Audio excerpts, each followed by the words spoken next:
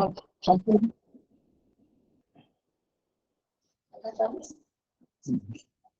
समझ आ गई।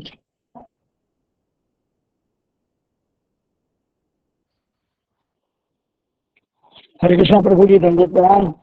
सभी भक्तों को दंडवत प्रणाम।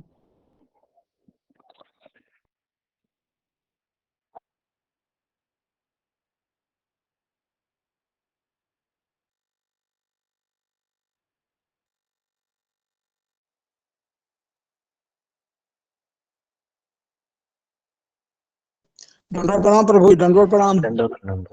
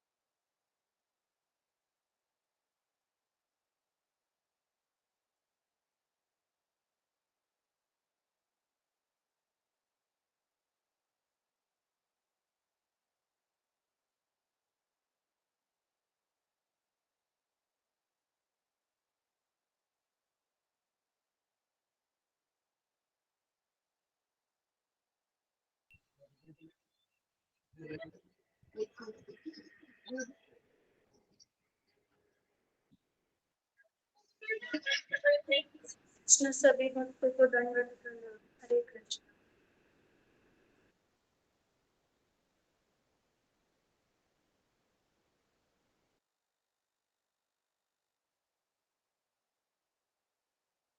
हरे कृष्ण। विशाल प्रभु जी, साधना माता जी, सीधु माता जी, दिति माता जी, विशाली माता जी, दंडवत प्रणाम। दंडवत प्रणाम सुश्री माता जी, सभी भक्तों को दंडवत प्रणाम। विशाल प्रभु जी, दंडवत प्रणाम। दंडवत प्रणाम। हरे कृष्णा, दंडवत प्रणाम सभी को। दंडवत प्रणाम। दंडवत प्रणाम धर्मराज प्रभु जी। दंडवत प्रणाम। सभी भक्तों को दंडवत प्रणाम। गुरु जी को दंडवत प्रणाम। हरे कृष्ण। दंडवत प्रणाम अनिल प्रभु जी। हरे कृष्ण। सभी भक्तों को दंडवत प्रणाम।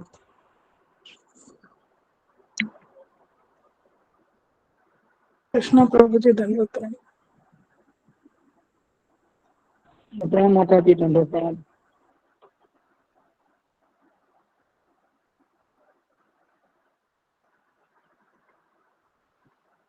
हरे कृष्णा, सभी वैष्णव को दंडवत प्रणाम।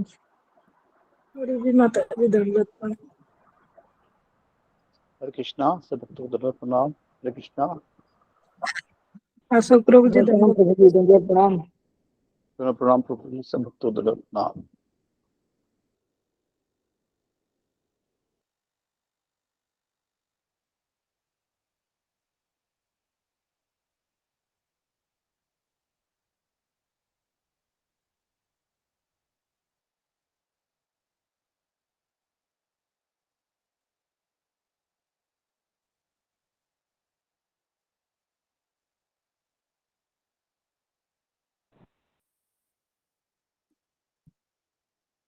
हरे दंडवत प्रणाम। हरे कृष्णा माता जी। हरे कृष्णा।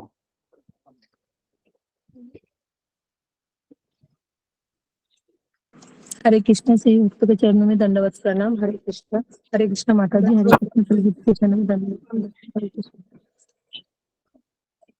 हरे कृष्ण सभी भक्तों को हरे कृष्ण प्रियंका माता जी। हरे कृष्ण आपसे भक्तों को प्रणाम।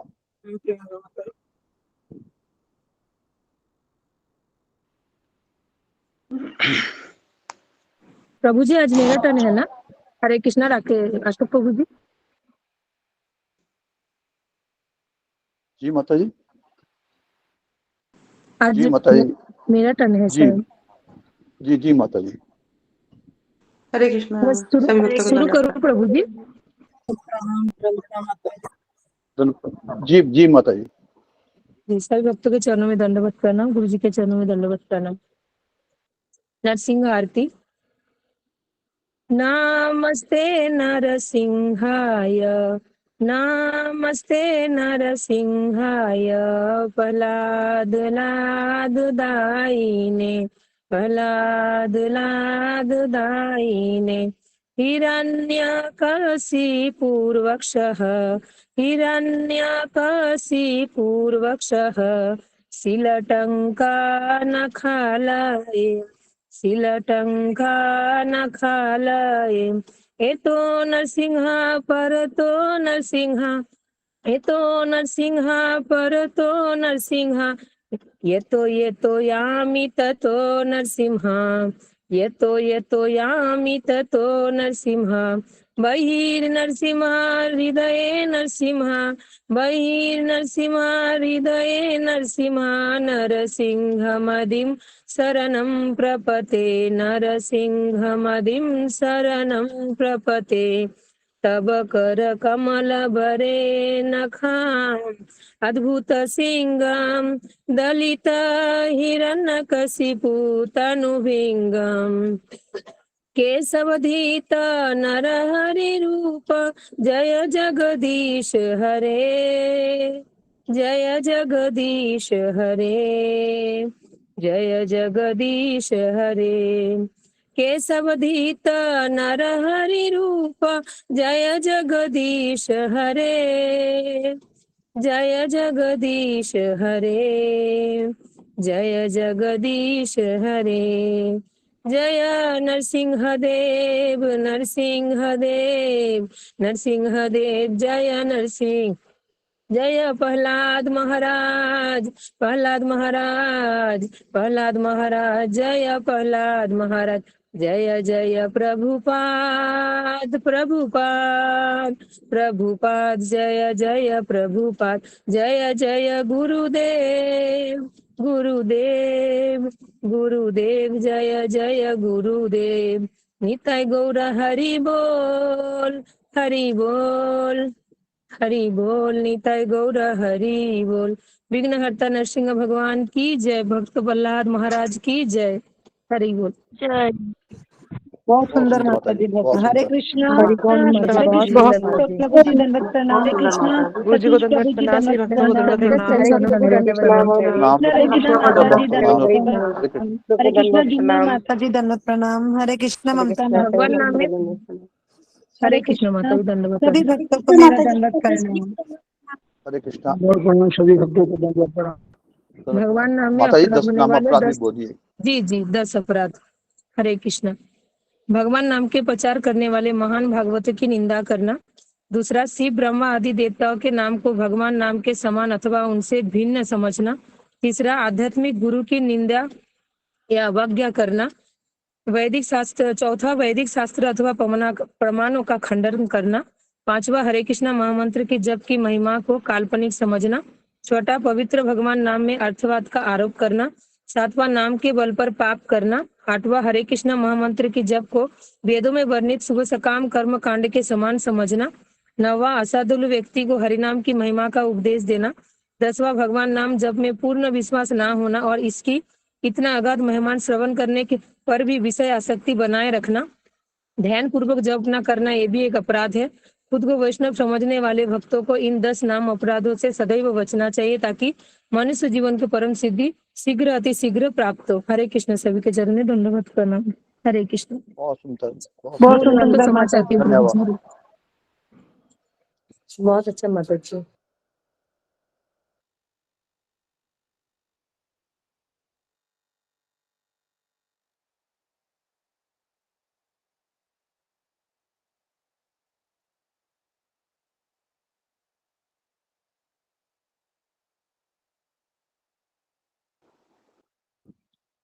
हरे कृष्णा। सभी भक्तों से एक रिक्वेस्ट है, प्रार्थना है भक्तों को। जैसा गुरु जी ने कहा है कि जब गुरु जी प्रवचन अपना पूरा कर देते हैं, उसके बाद एकदम से उनको अलविदा नहीं कहना, क्योंकि हो सकता है गुरु जी ने कुछ कहना हो और कुछ बात बताना हो, तो हम लोग सीधा ही ना, जब गुरु जी प्रवचन खत्म करते हैं तो हम कहते हैं हरे कृष्ण गुरु जी हरे। तो ये थोड़ा रुक जाए करो, रुक के देखा गुरु जी ने नहीं कुछ कहना तब प्रणाम कह दो। प्रवचन पूरा होने के बाद धन्यवाद, अपराध क्षमा करना। हरे कृष्ण। हरे कृष्णा सभी भक्तों को दंडवत प्रणाम। हरे कृष्णा हरे कृष्णा हरे कृष्ण प्रणाम गुरु जी। हरे कृष्णा। हरे कृष्ण गुरु जी दंडवत प्रणाम। हरे कृष्णा गुरु जी दंडवत प्रणाम। हरे कृष्ण गुरु जी दंडवत प्रणाम। भक्तों को दंडवत प्रणाम। हरे कृष्ण हरे कृष्णा गुरु जी दंडवत हरे प्रणाम। कृष्ण हरे कृष्ण सभी भक्तों को दंडवत प्रणाम। हरे कृष्ण। जी, तो आज किसका टर्न था बताने का? गुरु जी मेरा है। हरे कृष्ण, धन्यवाद प्रणाम। जी बोलो, शुरू करो। जी बताइए माता जी। जी धन्यवाद प्रणाम गुरु जी के चरणों में, सभी भक्तों के चरणों में धन्यवाद प्रणाम। हरे कृष्ण। गुरु जी अपने कल का प्रसंग ये था, मैत्री मुनि हरिद्वार में विदुर जी से मिलते हैं और आपने बताया हमें कि अभी गोलोक में भगवान चले गए हैं। आपने बताया कि गंगा के तट पर विदुर जी मैत्री मुनि हरिद्वार में दोनों मिले थे और अत्यंत दीन स्वर में बोलते हैं कि इस संसार में प्रत्येक व्यक्ति सुख प्राप्त करने के लिए कार्य करते हैं, किंतु सुख के बदले उनको दुखी मिलते हैं। विदुर जी कहते हैं मुझे सच्चा सुख प्राप्त करने का मार्ग बताइए। मैत्री मुनि से उन्होंने प्रार्थना करते हैं। अपने अपने जैसे कल बताया था कि 50 पैसे का सर्कस, परसों का जो हमारा थीम था 50 पैसे का, अपन उसमें उदाहरण दिया था। हम सबको लगता है कि सर्कस में आनंद आएगा, तो हमारे जीवन में पहला सर्कस आते हैं शादी करने से और दूसरा सर्कस आते हैं पुत्र होने के बाद। हमें तीसरा सर्कस भी जैसे कि जॉब में प्रमोशन होना, उसमें हमें आनंद आते हैं, ऐसा हम सोचते हैं।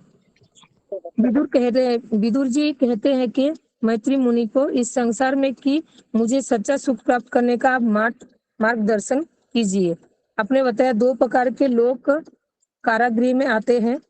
पहला है जो नियम को पालन नहीं करते हैं, उनको कैदी कहा जाता है, और दूसरा सरकार के कुछ प्रतिनिधि है वो कि जेल में आते हैं ताकि कैदी की जो समस्या है उसको पूछताछ करने के बाद उसका हल करने के लिए। तो भगवान के शुद्ध भक्त है उस सरकार के प्रतिनिधि के तरह, भले ही वो जेल में रह रहे हैं, उनको जेल की नियम लागू नहीं होती है। इसलिए जब हम जब रोज एक मंत्र बोलते हैं, ओम अज्ञान तिमिरांधस्य ज्ञानांजना शलाकया। शलाकया का मतलब आंखें है। ये जो हमारे आंखें हैं उसे भौतिक आंखें कहते हैं, जिसे हम देखते हैं, लेकिन इस आंख के अंदर एक दिव्य चक्षु है। ये दिव्य चक्षु है, ये सिर्फ एक ही व्यक्ति ओपन कर सकता है, वो है गुरु। बाद में आपने बताया जब तक गुरु से भेंट नहीं होती है हमारी किसी भी व्यक्ति की, तब तक ये जो दिव्य चक्षु है ये अब चालू खुलते नहीं है, ओपन नहीं होती है।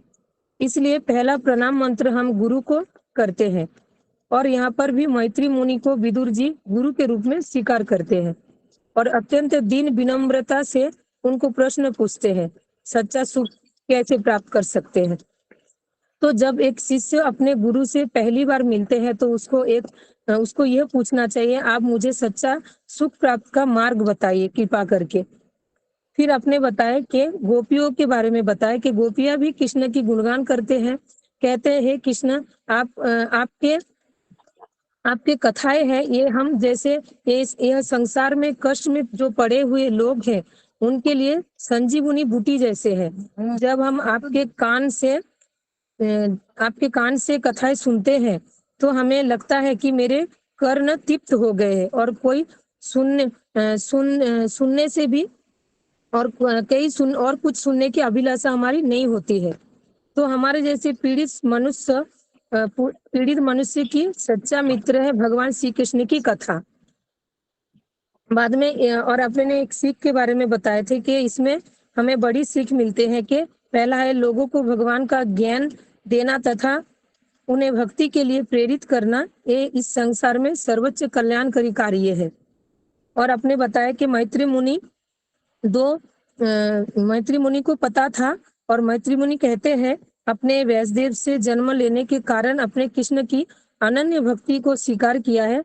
मैं जानता हूँ आप यमराज थे और पांडव मुनि को मांडव मुनि के श्राप से आपका ये शरीर प्राप्त हुआ है। पहले की जो ऋषि मुनि थे, आप कहते कि पहले के जो ऋषि मुनि थे बहुत शक्तिशाली होते थे, उनको किसी भी व्यक्ति का भूतकाल, वर्तमान और भविष्यकाल ज्ञात होता था।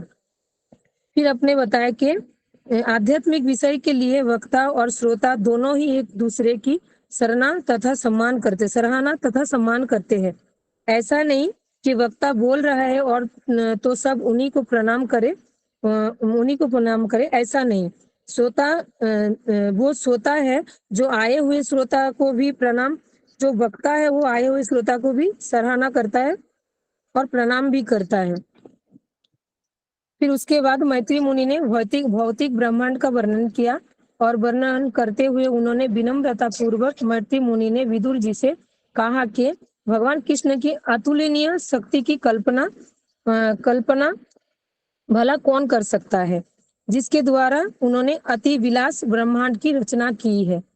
गुरु परंपरा से आए हुए एक भक्त वो हमेशा ये कहता है कि जो मैंने हमेशा गुरु से जो ज्ञान प्राप्त किया है उस ज्ञान को मैंने अपने मति से समझा है, वही मैं आपको देने का प्रयास करते हैं।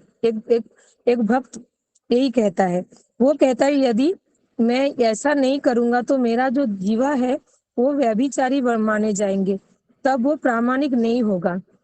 इसलिए हमारा जो मुंह है ये कभी बंद नहीं होना चाहिए। आप बताते हैं हमें इस मुंह से हर वक्त कृष्ण नाम का जप करते रहना है, कृष्ण नाम का कथा बोलते रहना है और हमारे कान बंद नहीं होना चाहिए। भागवत में कहा गया है जो कान भगवान की कथा सुनने में उत्साह नहीं देते हैं वो कान सांप की बिल के समान है और हमारे कान हमेशा कृष्ण कथा सुनने के लिए आतुर होना चाहिए।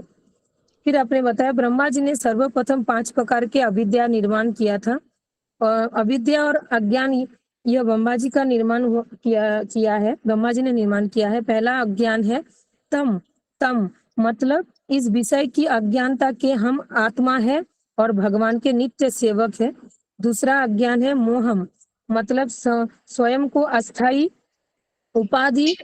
उपाधियों के अधीन भौतिक शरीर मानना। उपाधि मतलब आपने बताया जैसे कि मैं पत्नी हूँ, मैं माँ हूँ, ये मेरा पुत्र है, एक उपाधि कहलाते हैं। और तीसरा अज्ञान है महामहम मतलब इस संसार के चमकीली भौतिक वस्तुओं को प्राप्त करने की तीव्र इच्छा, तीव्र लालसा। चौथा है तमिश्रम मतलब अगर मेरी इच्छा पूरी नहीं हुई तो मुझे क्रोध आती है, ये है तमिश्रम। 5वां है अज्ञान अंध तमिश्रम मतलब ये विषय से आत्मा मर जाते हैं। जैसे कुछ लोग कहते हैं मैंने उसे मार दिया, मतलब कोई किसी को मारते नहीं है, उसने उस शरीर को मार दिया है, आत्मा तो अमर होते हैं, आपने बताया था। और ये 5 अज्ञान है जो ब्रह्मा जी ने निर्माण किया है। भागवत में मैत्री मुनि कहते हैं विदुर जी को कहते हैं कि 5 अविद्याएं जीवात्मा को विभिन्न प्रकार के दुख प्रदान करते हैं और ये 5 अविद्याओं को निकालने वाला गुरु ही हमें, ये 5 अविद्याओं से निकालते हमें हमारे गुरु है। गुरु जी मैंने इतना ही लिखा है और नहीं लिख पाई, मैं क्षमा चाहती हूँ। आपके चरणों में क्षमा चाहती हूँ। हरे कृष्ण। हरि बोल माता जी। हरि बोल माता जी, बहुत सुंदर। हरि बोल हरि बोल हरि बहुत बोल सुंदर। माता जी, हरि हरि बोल बोल। माता जी, हरि कृष्ण गुरु बोल। जी दंडवत प्रणाम माता जी। बोल माता जी, बहुत सुंदर बताया आपने। हरे कृष्ण गुरु जी, आपके चरणों में दंडवत प्रणाम। सभी भक्तों के चरणों में दंडवत प्रणाम।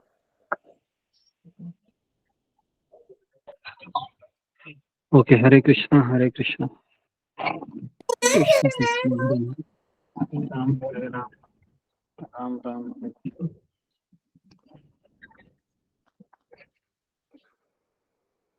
ओके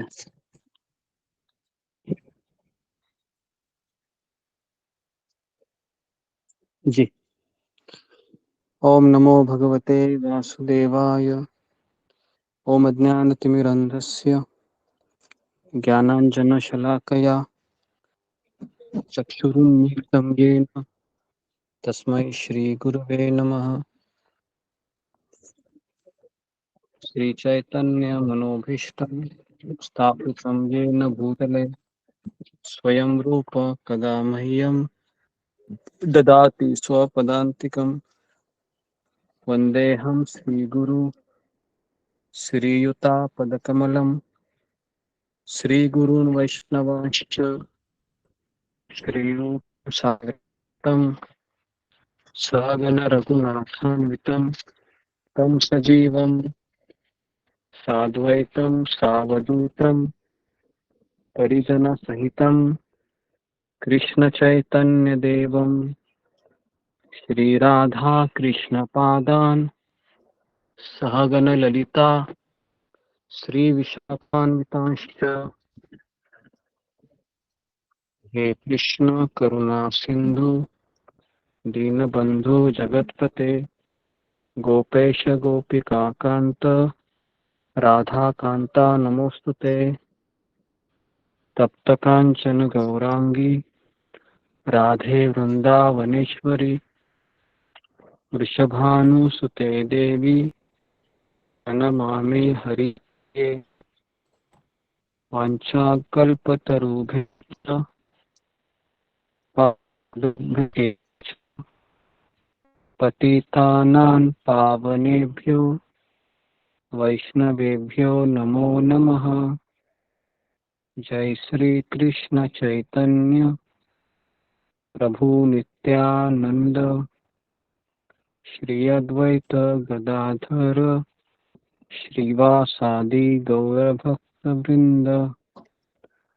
हरे कृष्णा कृष्णा कृष्णा हरे हरे, हरे राम राम राम हरे हरे। हरे कृष्णा, सबका स्वागत है सत्र में।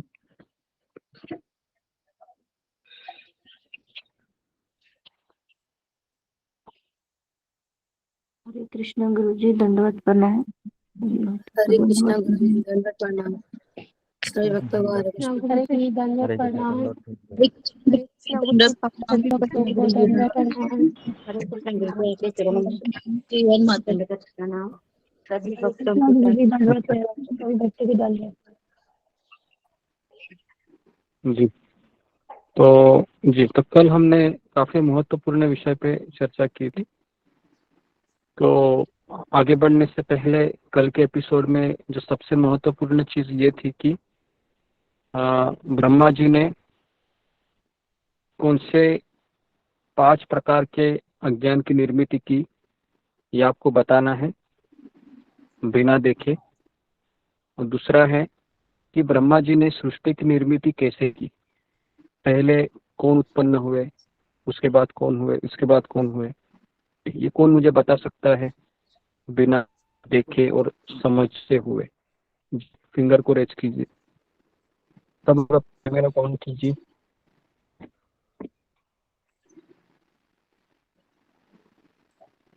जी,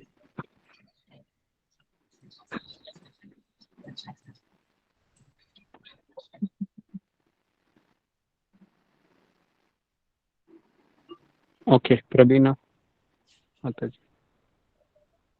बोलिए। हरे कृष्ण गुरु जी, दंडवत प्रणाम। पांच प्रकार का विद्या है तम।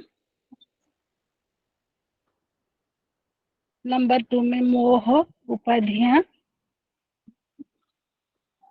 और नंबर 3 में महामोह। नंबर 4 में तमिश्रम। नंबर 5 में अंध तमिश्रम। ये जी, 5 प्रकार इसका का मीनिंग अज्ञान। बताइए। तम में लिखी हूँ, मैं आत्मा हूँ, भगवान का सेवक हूँ। और नंबर 2 में मोह नहीं, यानी उपाधियां मिलके पहला में। आप जी, पहला ही गलत बोले हैं कि तम का अर्थ कुछ और है। तम का मैं अर्थ जी, भगवान का सेवक हूँ। मैं भगवान का सेवक हूँ, इस चीज का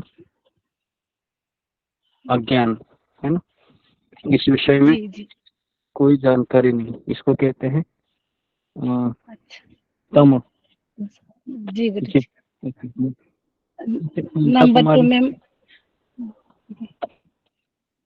हरे कृष्ण आप गुरु जी, दंडवत प्रणाम।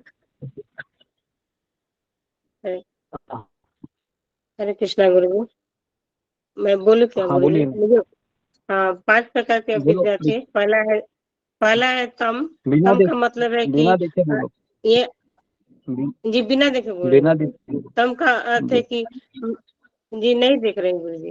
तम का अर्थ है कि मैं, यह अज्ञानता कि मैं आत्मा हूँ और मैं नित्य भगवान का सेवक हूँ।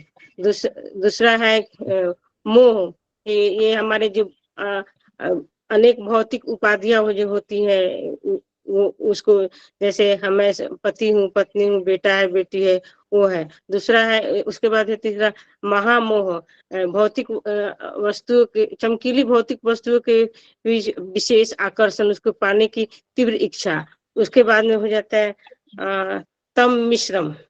तम मिश्रम का अर्थ है, अगर मेरी इच्छा नहीं पूरी होती है तो मुझे क्रोध आता है। उसके बाद अंध तम मिश्रम, इसका अर्थ है कि आत्मा मर जाती है, ये अज्ञानता।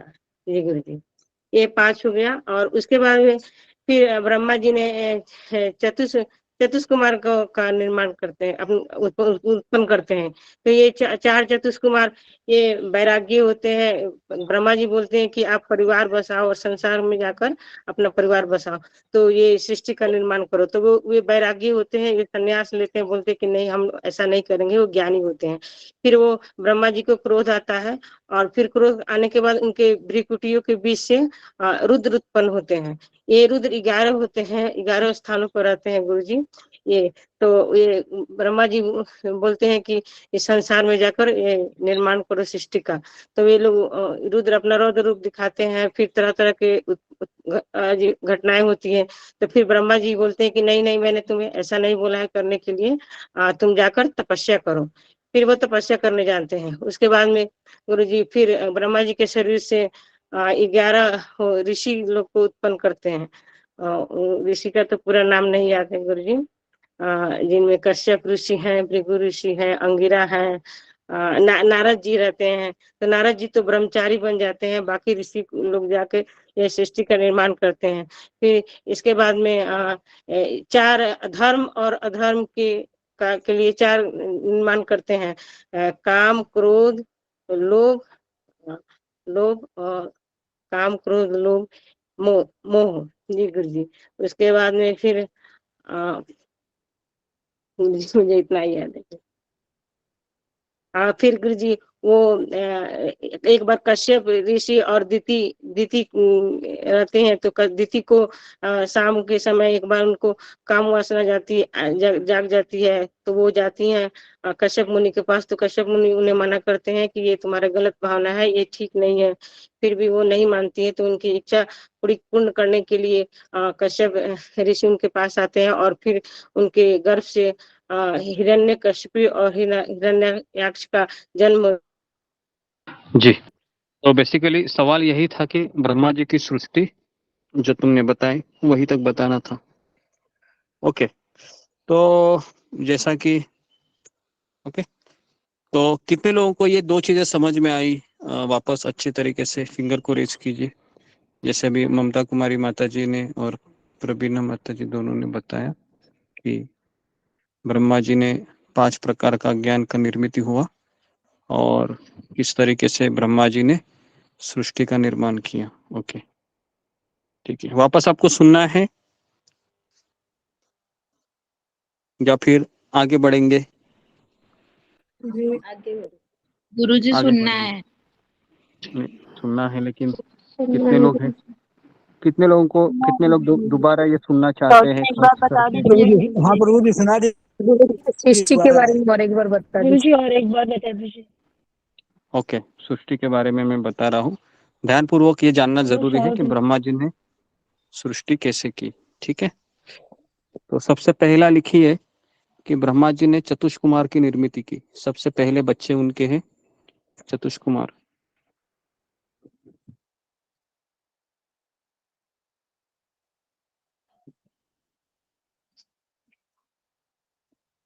चतुष्कुमार की उत्पत्ति की। उसके बाद फिर उन्होंने कहा कि हम आज्ञा का पालन नहीं करेंगे। तो इस पे हमने ये शिक्षा लिया कि माता पिता का केवल एक ही आज्ञा का पालन नहीं करना चाहिए। वो कौन सा है? अगर माता पिता आपको भक्ति करने के लिए मना करते हैं, मना करते हैं। नहीं तो हर आज्ञा का पालन करना अनिवार्य है। ओके जी। तो चतुष कुमार ने मना किया, इसके लिए चतुष कुमार को पाप लगा क्या? चतुष कुमार को नहीं लगा। ना पाप नहीं गुरुजी लगा। नहीं लगा। तो जी, तो इसके बाद फिर ब्रह्मा जी को गुस्सा आ गया और उनके भुकुटी से रुद्र उत्पन्न हुए। ये दूसरा लिखिए, नंबर लिखिए, 1 नंबर 2 नंबर। ओके, और फिर ब्रह्मा जी से अपने शरीर के विभिन्न अंगों से 11 पुत्र उत्पन्न हुए। तीसरा सेट, पहला चतुष कुमार, दूसरा रुद्र और तीसरा 11 पुत्र ब्रह्मा जी के। तो उनका नाम आप लिखिए, नारद मुनि, वशिष्ठ ऋषि, दक्ष प्रजापति, भृगु ऋषि, क्रतु, पुलस्त्य ऋषि, अंगिरा मुनि, अत्रि मुनि, मरीचि ऋषि, पुलह और कर्दम। कितने हो गए? 11 हो गए। तो गुरुजी आपने पुलस्य बोला था, तो पुलह है कि पुलस्य? पुलस्त्य भी है और पुलह, ऐसे 2 ऋषि है ना 11 में। पुलस्त्य ऋषि भी है और पुलह भी है। ओके, तो अभी ये 11 में से कितने लोग रुद्र बताए थे प्रभु जी, वो कौन से थे? जल, अग्नि, वो हो भूमि, गए? सूर्य, चंद्रमा, तपस्या। वो जो 11 उनके निवास स्थान है, जो मैंने बताया था, जल, अग्नि, भूमि, सूर्य, ये 11 रुद्रों के निवास स्थान है। तो ये उनका कोई कनेक्शन नहीं है। अभी ये 11 पुत्रों में से कितने लोग शादी करते हैं? 11 में से 10 लोग 10 नारद जी को छोड़ 10 के। विवाह करते हैं। हाँ, एक व्यक्ति शादी नहीं करते, वो है नारद मुनि। और इसमें हमने क्या शिक्षा ली थी कि सेवा में अनेक बाधाएं आती है, लेकिन एक निश्चयी भक्त सेवा करता रहता है। ये शिक्षा हमने ली थी। ओके, तो इस तरीके से फिर ब्रह्मा जी ने धर्म एवं अधर्म को बढ़ाने वाले तत्व 4 चीजें उत्पन्न की। ये चौथा सेट है, वह है काम, इच्छा, क्रोध और लोभ। ये 4 चीजें उत्पन्न की।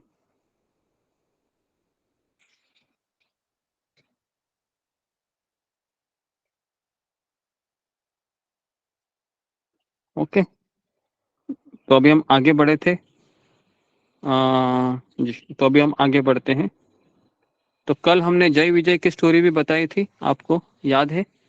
जय विजय जी किस गुरु जी। तरीके से जी लक्ष्मी जी ही उनको पहले है ना शाप देती है, क्योंकि उन्होंने जय विजय ने चतुष कुमार के पहले किसको रोका था? लक्ष्मी लक्ष्मी जी जी। किसको रोका लक्ष्मी जी को। था?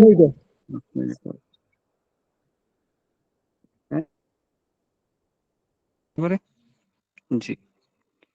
तो आप बोलिए, किसी के घर की मालकिन को अगर रोका जाए, है ना, घर में आने के लिए, तो इसका परिणाम क्या होगा?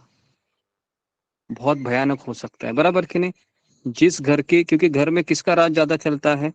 हस्बैंड से भी ज्यादा औरत का चलता है ना? अभी पता नहीं, कुछ कुछ घर में इसका एक्सेप्शनल हो सकता है ना?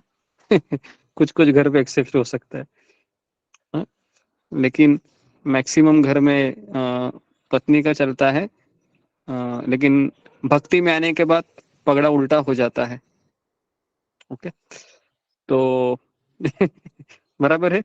भक्ति में आने के बाद पगड़ा उल्टा हो जाता है, क्योंकि भगवान उसमें फिर हमें विनम्र बनाना चाहते हैं कि अभी आप विनम्र बनिए, बहुत दिन राज कर लिया, थोड़ा सा अभी विनम्र हो जाइए। तो जी, तो इस तरीके से जय विजय ने क्या किया? घर की मालकिन को ही बंद कर दिया। तो घर की मालकिन को अभी कितना भी समझाए, वो समझाएगी क्या? वो क्या बोलेगी? इस नौकर को कल ही कल निकाल दो, है ना, कुछ काम का नहीं, मुझे रोकने की इसने हिम्मत की। तो बेचारे विष्णु भगवान भी बोले, ठीक है बेटा, अभी थोड़ा सा, है ना, 3 जन्म जरा चक्कर काट के आ जाओ नीचे। तो इस तरीके से फिर ये, है ना, 3 जन्म ले लिए। पहला जन्म लिया इन्होंने हिरण्याक्ष और हिरण्यकशिपु, दीति के पुत्र के रूप में। दूसरा जन्म इन्होंने लिया रावण और कुंभकर्ण। कुंभकर्ण। और तीसरा जन्म इन्होंने लिया शिशुपाल और दंतवक्र। तो इस तरीके से इन्होंने 3 जन्म ले ली। और चौथे जन्म में ये स्पेशल केस थी। कौन बताएगा, कौन आए थे चौथे जन्म में? जगाई मदाई। हाँ, जगाई माता। जी, वेरी गुड। तो इस तरीके से कल हमने चर्चा की। तो आज हम एक आदर्श पारिवारिक जीवन में एंट्री कर रहे हैं, क्योंकि हम सब लोग परिवार वाले हैं। हम में से कोई सन्यासी ब्रह्मचारी यहाँ पर कोई है क्या? तो जरा फिंगर को रेज कीजिए। कोई ऐसा है सन्यासी ब्रह्मचारी? मुझे नहीं लगता कोई है। इसके लिए हम तो जी, तो इसके लिए ये आदर्श पारिवारिक जीवन के बारे में अभी हम तीसरे अध्याय में हम चर्चा करेंगे। तो ब्रह्मा जी के 11 पुत्रों में से 10 पुत्र गृहस्थ बने, और 10 में से कर्दम मुनि की कथा यहाँ पर भागवत में व्यासदेव जी बता रहे हैं। कौन बताएगा कि 10 पुत्रों में से कर्दम मुनि की ही कथा क्यों बताई? और भी तो ब्रह्मा जी के पुत्र थे, तो इनकी कथा पहले क्यों नहीं आई? जी, फिंगर को रेज कीजिए। थोड़ा सा मैं आपको क्लू दे रहा हूँ। जी, वृषाली। हरे कृष्णा गुरु जी, दंडवत प्रणाम। सभी भक्तों को दंडवत प्रणाम। गुरु जी, मुझे लगता है कि वे भगवान के पिता बनने का उन्हें अवसर मिला था, भाग्य मिला था। कपिल देव जो भगवान के अवतार है, शायद इसलिए। जी जी, तो ये सही उत्तर वृषाली ने कहा कि भगवान उनके पुत्र के रूप में आने वाले थे, बराबर है। इसके लिए उन्होंने पहला भगवान का जिक्र किया यहाँ पर। आप लोगों ने सोचा कि ऐसे कितने लोगों ने ऐसे कर्दम मुनि की कथा क्यों आई पहले? तो हमें सोचना चाहिए ना कि किस तरह से ये कॉन्टेक्स्ट आगे, किस तरह से ये व्यासदेव जी कथा कर रहे हैं। तो यही भागवत में हमको जानना जरूरी है कि इसके बाद ये कथा क्यों आ रही है ना। जी, तो अभी विदुर ने मैत्रेय मुनि से पूछा कि स्वयंभू मनु की संतानों ने किस प्रकार ब्रह्मांड की जनसंख्या में वृद्धि की। अरे, हमने तो ये लिया ही नहीं। तो 5वां सेट लिखिए कि ब्रह्मा जी से एक पुत्र और एक पुत्री भी उत्पन्न होती है, जिसका नाम है स्वयंभू मनु। और क्या नाम था उसका? मनु के साथ आती है वो, शत्रुपा। शत्रुपा। शत्रुपा। हाँ, शत्रुपा। हाँ, ये भी लिखिए हाँ, क्योंकि इनका तो बहुत बड़ा रोल है भागवत में, हम उन्हीं को भूल गए। तो क्षमा करें मनु जी, हम आपको भूल गए, इसके लिए आपका नाम ही गुरु ले जी, मैं नहीं लिया। पूछने बोलने वाली थी बीच में, इसलिए मैं नहीं बोली। हाँ नहीं, अच्छा हो गया नहीं बोली, है ना। ठीक है, ओके, आगे बढ़ते हैं। ओके जी, तो अभी और थोड़ा सा, अगर आपने लिखा होगा ना, तो मनु को अभी, मनु के सामने 2 फिंगर कीजिए, और मनु को 2 पुत्र होते हैं। मनु के 2 पुत्रों का नाम है प्रियव्रत और उत्तानपाद। क्या नाम है? प्रियव्रत और उत्तानपाद। उत्तानपाद के 2 पुत्रों का नाम क्या है? कौन बताएगा मुझे? जी, फिंगर को रेज कीजिए। जी, प्रतिभा बोलो। उत्तानपाद के 2 पुत्रों का नाम है। ये ध्रुव महाराज और हाँ, सूर्य जी का पुत्र का नाम उत्तम। कौन से 2 उत्तम है पुत्र हाँ, थे गुरुजी? उत्तम। एक बार फिर से बता दीजिए। उत्तम उत्तम उत्तानपाद प्रभु जी, के उत्तम। 2 पुत्र का नाम है कि ध्रुव महाराज और उत्तम। जो उनके 2 रानियों का नाम भी लिखे ब्रैकेट में, सुनीति सुरुचि और और सुनीति। सुरुचि। ओके, तो स्वयंभू मनु के 2 पुत्र थे, ठीक है। और स्वयंभू मनु को 3 लड़कियां भी थी, है ना। 3 पुत्रियां थी और 2 पुत्र थे, ठीक है। 3 पुत्रियां और 2 पुत्र। तो तीनों लड़कियों का नाम लिखिए, आकुति, प्रसूति तथा देवहूति। देखिए, भागवत में अगर आपको वंशावली समझ में आई तो आपको 80% भागवत का थीम समझ में आया। जो मैं बता रहा हूं ना, इसको ध्यान पूर्वक आप समझिए, क्योंकि भागवत में ये वंशावली को समझना बहुत जरूरी है ना। चंद्रवंश, सूर्यवंश, जिस तरीके से अभी हम बढ़ रहे हैं, है ना। तो ये पुत्री का नाम एक बार फिर से। पुत्र का आकुति, प्रसूति और देवहूति, ऐसे 3 लड़कियां थी स्वयंभू मनु को और शत्रुपा को, ठीक है जी। तो देखिए, अब अभी हुआ क्या, देखिए, इनमें से देवहूति का शादी किनसे होता है? करदम मुनि से। करदम मुनि से, ठीक है। तो अभी मुझे बताइए, करदम मुनि के पिताजी कौन थे? ब्रह्मा जी। ब्रह्मा जी। और देवहूति के पिताजी कौन थे? स्वयं महाराज। बनु। नहीं, देवहूति के पिताजी का नाम है मनु, स्वयंभू मनु, स्वयंभू मनु, है ना। इसके लिए मैं आपको बीच बीच में क्वेश्चन करता हूँ, क्योंकि मुझे पता है आप फिसल जाओगे कहीं ना कहीं। तो मनु की लड़की है देवहूति। यहाँ पे एक ये नहीं प्रश्न आता कि जो है शत्रुपा और जो है स्वयंभू मनु दोनों ही जो है ब्रह्मा जी के पुत्र पुत्री हुए, तो ये तो आपस में भाई बहन हुए। नहीं, ऐसा नहीं है। भगवान ने सृष्टि की रचना करनी थी, है ना। तो सृष्टि की रचना करना है तो जैसे भगवान ने जब है ना, ये शत्रुपा और स्वयंभू मनु, वैसे देखा गया तो ये भाई बहन है, लेकिन ऐसा नहीं है। ब्रह्मा जी को सृष्टि की निर्मित करने के लिए कहा था। तो इन दोनों का जन्म ही इसलिए हुआ था कि दोनों सृष्टि की निर्मित करे। तो इनके ऊपर एक जिम्मेदारी थी। हमारा ऐसा होता है क्या? हमारे ऊपर कोई जिम्मेदारी नहीं है, बराबर है। तो ये लोग कितने पुत्रों की उत्पत्ति करते थे इसकी भी कोई गणना नहीं। दक्ष प्रजापति ने पहले कितने बच्चे निकाले थे, किसी को याद है? पहला सेट 60 नहीं, हजारों के आसपास थे। हाँ, 10,000, 1,000 या 10,000, ठीक है। 2 बार निकाले, एक बार उन्होंने 1,000 निकाले, उसके बाद 10,000, ऐसे पुत्र। तो हमें एक मनुष्य को 1 साल में कितने बच्चे होते हैं? जी, एक मनुष्य को 1 साल में कितने बच्चे होते हैं? एक बच्चा जी, है ना, एक ही बच्चा होता है जी। और अगर बोनस हुआ तो जुड़वा निकलता है मैक्सिमम, बराबर है। हाँ, उसके आगे नहीं होता है। लेकिन इन लोगों का कैसा होता था, एक ही समय में कितने बच्चे पैदा कर सकते हैं ये? 1,000, है ना, 1,500, 2,000 है ना, बराबर है।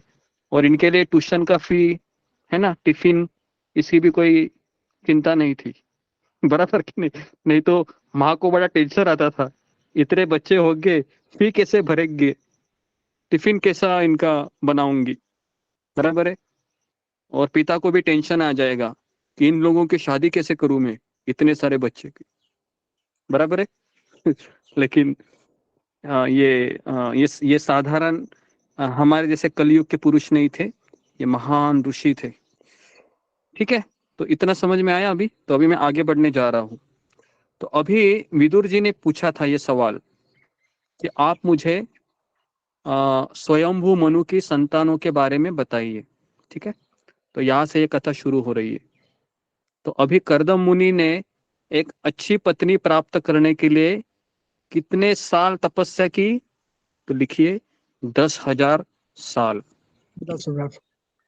10,000 साल। आप में से किसी ने किए हैं जो प्रभु जी है कि अच्छी पत्नी के लिए थोड़ा कहाँ पर 10,000 साल, 10,000 साल तो नहीं होते, लेकिन 1 साल 2 साल तपस्या करके आते हैं। मुझे नहीं लगता कि किसी ने किया होगा, है ना। मुझे लगता है खास करके 16 माला की होंगी किसी ने, अगर शादी के पहले वो भक्त रहेगा, है ना। तो कर्दम मुनि ने कितने साल तपस्या की? 10,000 साल। 10,000 साल। जी। तो अभी आप बोलोगे ये 10,000 साल इसने भगवान की तपस्या की, लेकिन किसके लिए की? अच्छा पत्नी चाहिए।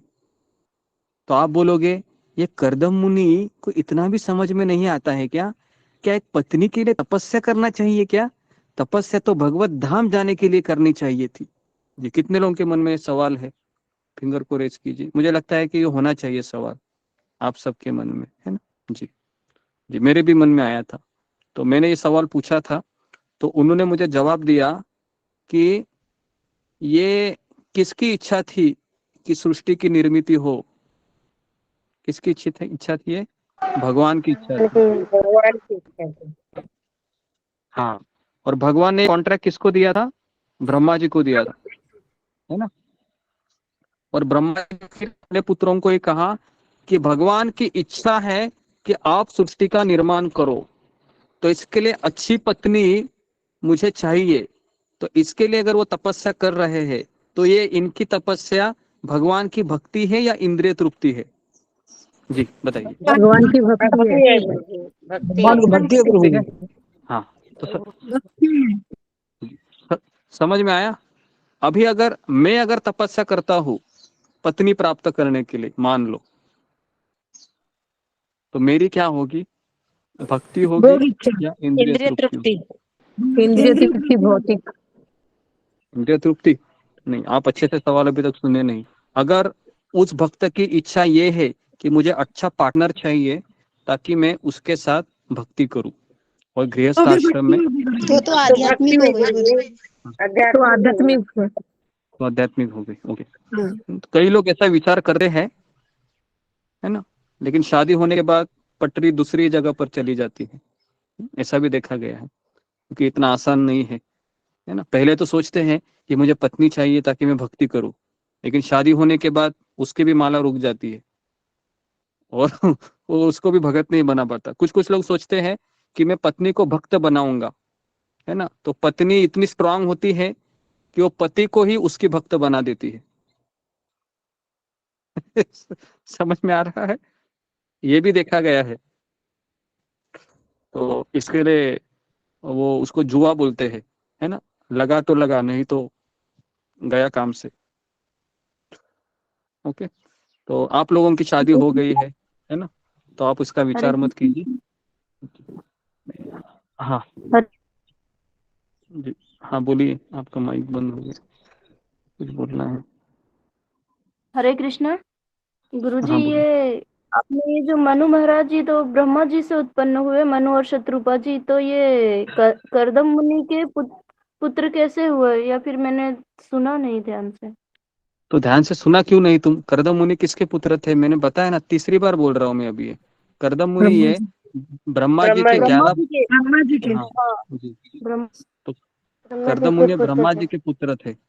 तो और ब्रह्मा जी ने ही उनको ये सेवा दी थी ना कि मुझे भगवान का आदेश मिला है कि प्रजा की उत्पत्ति करो, तो मुझे क्या करो आप, तो तुम मेरे बच्चे हो, तो भगवान की सेवा के लिए मेरा हाथ बटाओ।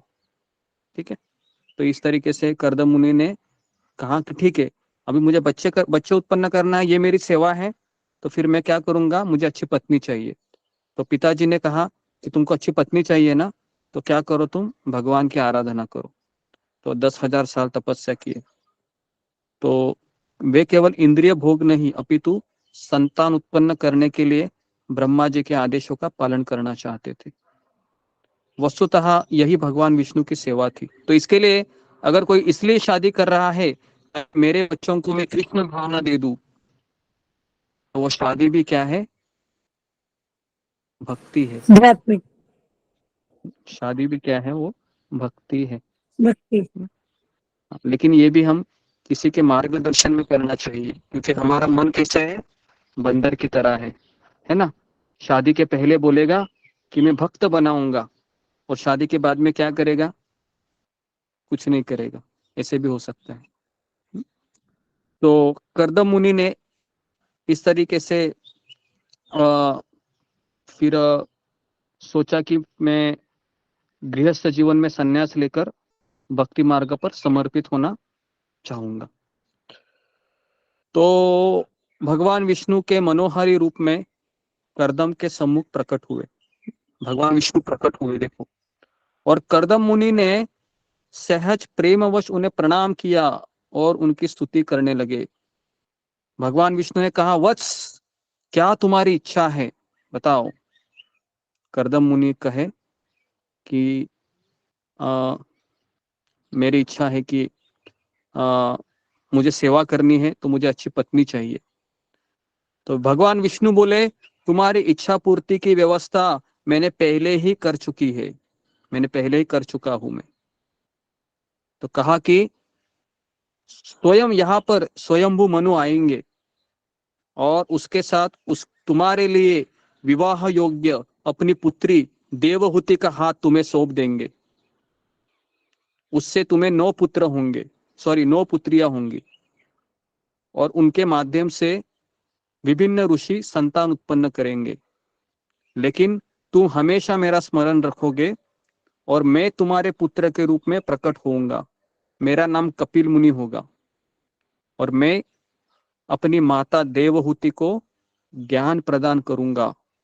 यह कहकर भगवान अंतर्धान हो गए। तो भगवान ने पूरा भविष्य जन्म कुंडली वहीं पर बताया। किसको? कर्दम मुनि को, है ना। ये भी बताया कि नहीं कि तुमको कितने लड़के होंगे। देखो अभी तक शादी भी नहीं हुई है, लेकिन क्या बताया, तुमको कितने बच्चे होंगे, बराबर है। तो सब कुछ बता दिया। और ये भी बताया, भले ही तुम शादी करोगे लेकिन तुम मुझको कभी नहीं भूलोगे। अगर किसी को ये गारंटी मिलता है तो कोई कितना खुश होगा, है कि नहीं, कि मैं शादी करने के बाद भी भगवान को भूलूंगा नहीं। कितने लोगों का ऐसा अनुभव रहा है कि शादी के पहले में इतना भगवान के अच्छे भक्त करते थे, लेकिन शादी होने के बाद सब छूट गया और फिर मैं भगवान को भूल गया, भगवान को भूल गई। ऐसे कितने लोगों का अनुभव है, फिंगर को रेज कीजिए। ओके, तो कम से कम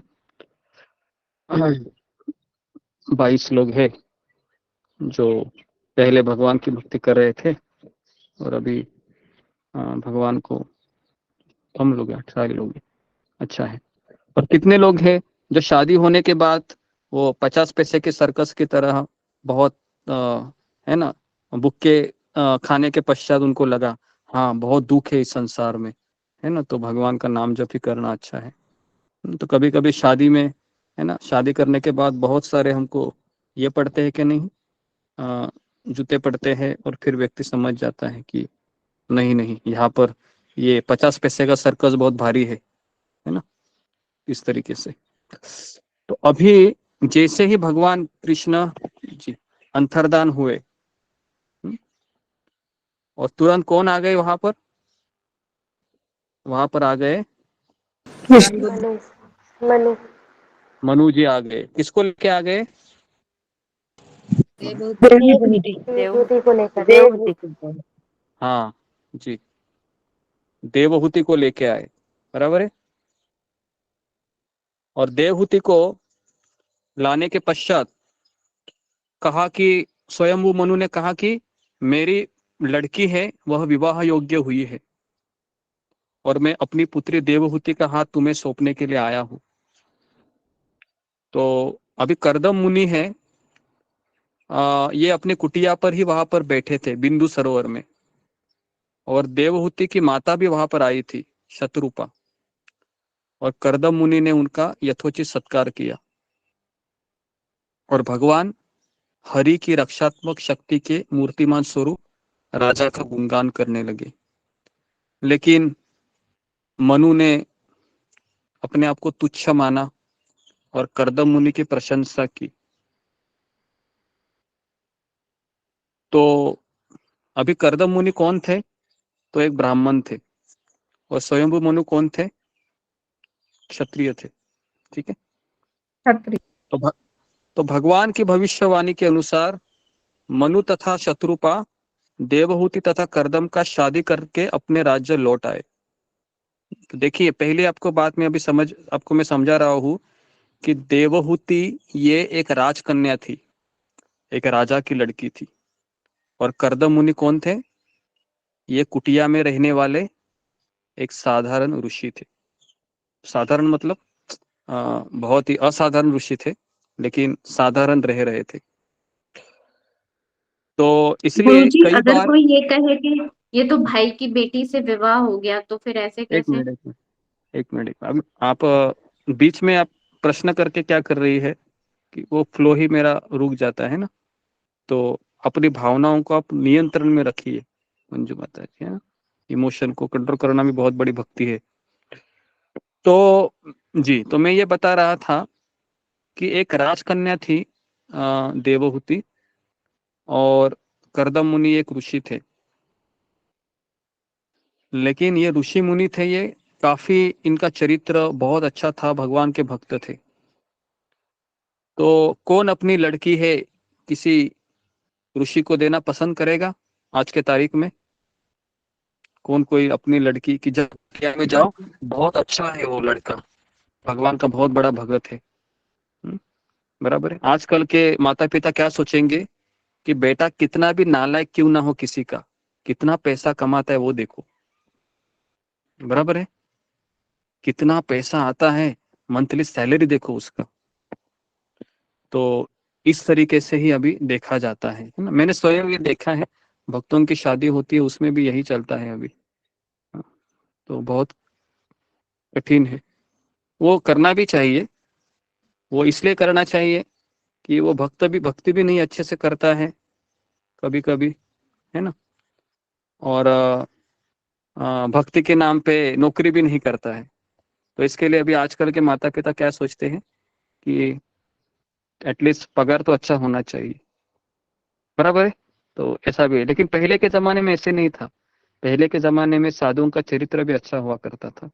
आंखें बंद करके लोग देते थे कि बहुत अच्छा मैच है ना। और लड़के भी ऐसे नहीं बोलते थे कि माता पिता आप पुराने विचार उनके हैं, आप मेरी चॉइस को समझ नहीं रहे हैं, ये कुटिया में रहने वाला व्यक्ति से आप मुझे शादी करवा रहे हैं, आप बहुत मेरे से अन्याय कर रहे हैं, अत्याचार कर रहे हैं। ऐसे बोली क्या देवहूति? ऐसा बोली क्या? ऐसा भी नहीं बोली देवहूति, बराबर है। तो मैं आपको अलग अलग पॉइंट से बताना ये चाह रहा हूं कि पहले के शादी किस आधार पे होते थे। ओके, तो इस तरीके से वो प्रतिदिन कृष्ण कथा सुनते थे और भगवान की लीला करते थे। तो अभी हुआ क्या, देखिए कि इन दोनों का शादी हुआ। अभी थोड़ा सा मैं डिटेल में जा रहा हूँ, पता नहीं कि आज दूसरा टॉपिक शुरू भी होगा क्या, लेकिन मैं आपको इसलिए ये डिटेल में बताना चाह रहा हूँ ये कथा, क्योंकि हम सब गृहस्थ हैं। तो हमको शास्त्र के आधार पे हमको समझना चाहिए कि पारिवारिक जीवन कैसा होना चाहिए। तो महान भक्त आध्यात्मिक जीवन को सर्वोच्च प्राथमिकता देते हैं, क्योंकि इनकी शादी होने के बाद भी ये लोग हनीमून के लिए नहीं गए, ये भी मैं बता रहा हूँ। ये दोनों भी डायरेक्ट पहले ही दिन शादी होने के बाद ये भक्ति में लग गए। पहले ही दिन इनका ध्यान ही नहीं था अपनी पत्नी के ऊपर, इनका सारा ध्यान भगवान के ऊपर था। किनका? कर्दम मुनि का, है ना। तो जैसे ही शादी हुआ उन्होंने अपना आध्यात्मिक जीवन शुरू किया, और भक्तों के जीवन में भी कष्ट होते, कृष्ण कथा में निमग्न होने के कारण वे उससे अप्रभावित रहते हैं। तो सती देवहूति अत्यंत प्रेम, सम्मान, घनिष्ठता, मधुर वचन, मन एवं शारीरिक पवित्रता द्वारा अपने महान पति कर्दम की सेवा करने लगी। देखिए, तो यहाँ पर भागवत में कहा गया है कि देवहूति अत्यंत मधुर वचनों से, पवित्रता से, कि उसका मन अपने पति में लग गया, क्योंकि उसका पति का मन किसमें था? भगवान में, सेवा में। है ना जी। अगर किसी पति का मन भगवान में लगा है ना, तो कोई भी स्त्री उसकी सेवा करने के लिए राजी हो जाती है, कोई भी स्त्री हो, है ना। लेकिन अगर उसका पति का मन भगवान के अलावा सब जगह पर लग रहा है, अगर किसी का मन है पति का भगवान के अलावा सब जगह पर लग रहा है, तो फिर स्त्री भी क्या सोचती है कि मेरा पति क्या ठीक से भक्ति नहीं कर रहा है, ना इसका चरित्र शुद्ध हो सकता है। क्योंकि अगर कोई व्यक्ति ये कहेगा मैं भक्ति नहीं कर रहा हूं लेकिन मेरा चरित्र बहुत शुद्ध है, तो ये बहुत कठिन है। क्योंकि जब तक प्रभुपाद कहते हैं व्यक्ति कृष्ण भावना भावित नहीं होता है, उसका चरित्र भी शुद्ध नहीं हो सकता है ना। तो इसके लिए अगर कोई किसी का पति भगवान का भक्त है, तो देवहूति जैसी स्त्री ने हमेशा मधुर वचन बोलने चाहिए, है ना। कल मैंने उदाहरण दिया था कि सबको कौन सी पत्नी अच्छी लगती है? जो गूंगी नहीं बोलती। जी, बराबर है ना, जो बोलती नहीं है, क्योंकि बोलने के बाद उसको लगता है बहुत, है ना। क्योंकि पति को बॉस की गाली से भी ज्यादा सबसे गाली पता है किसको ज्यादा लगती है? जब पत्नी देती है ना। क्योंकि उसका अहंकार पूरा हट हो जाता है जब पत्नी कुछ बोलती है, तो वो बर्दाश्त नहीं कर पाता है। तो इसके लिए पत्नी ने हमेशा कोमल भाषा को ही प्रयोग करना चाहिए। जब कोई आपातकालीन परिस्थिति है तो ही सांप के जैसा फना दिखाना चाहिए, लेकिन आपातकालीन परिस्थिति नहीं है तो शांत के चुपचाप सुन लिया कीजिए। तो निरंतर इसी प्रकार सेवा करने से देवहूति दुर्बल और क्षीण काया हो गई। तो देवहूति कैसे हो गई? दुर्बल हो गई, एकदम सूखी लकड़ी की तरह, क्योंकि खाना भी टाइम पे नहीं, पति की सेवा में लगी है। पति की आंखें सुबह बंद हो जाती थी ऐसे, और कभी खुलती थी? शाम को खुलती थी डायरेक्ट। अब आप बोलो, आप ऐसे पति को डाइजेस्ट कर सकती है जो भले ही भगवान का भक्त है, आंखें बंद की सुबह और आप खाना बनाने के लिए चले गए और भगवान को भोग लगाया, और आप बोल रहे बाप रे बाप, ये तो आंखें नहीं खोल रहा है। शाम हो गई, और शाम होने के बाद भी आंखें खोल के देख रहा है कि खाना है नहीं है, कोई फर्क नहीं पड़ता है। तो बेचारी देवहूति भी खाना नहीं खाती थी जब तक पति ने खाना नहीं खाया, तो बेचारी वो भी फास्टिंग रहता था उसका भी रोज।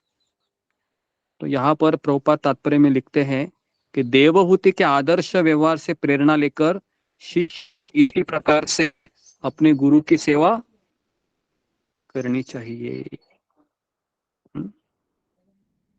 तो ये आदर्श है।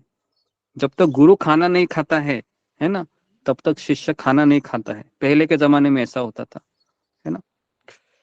तो इस तरीके से कर्दम मुनि करुणा आ गई कि देखा कि मेरी पत्नी है, कितनी सूखी लकड़ी की तरह हुई है, इतना मेरा सेवा किया।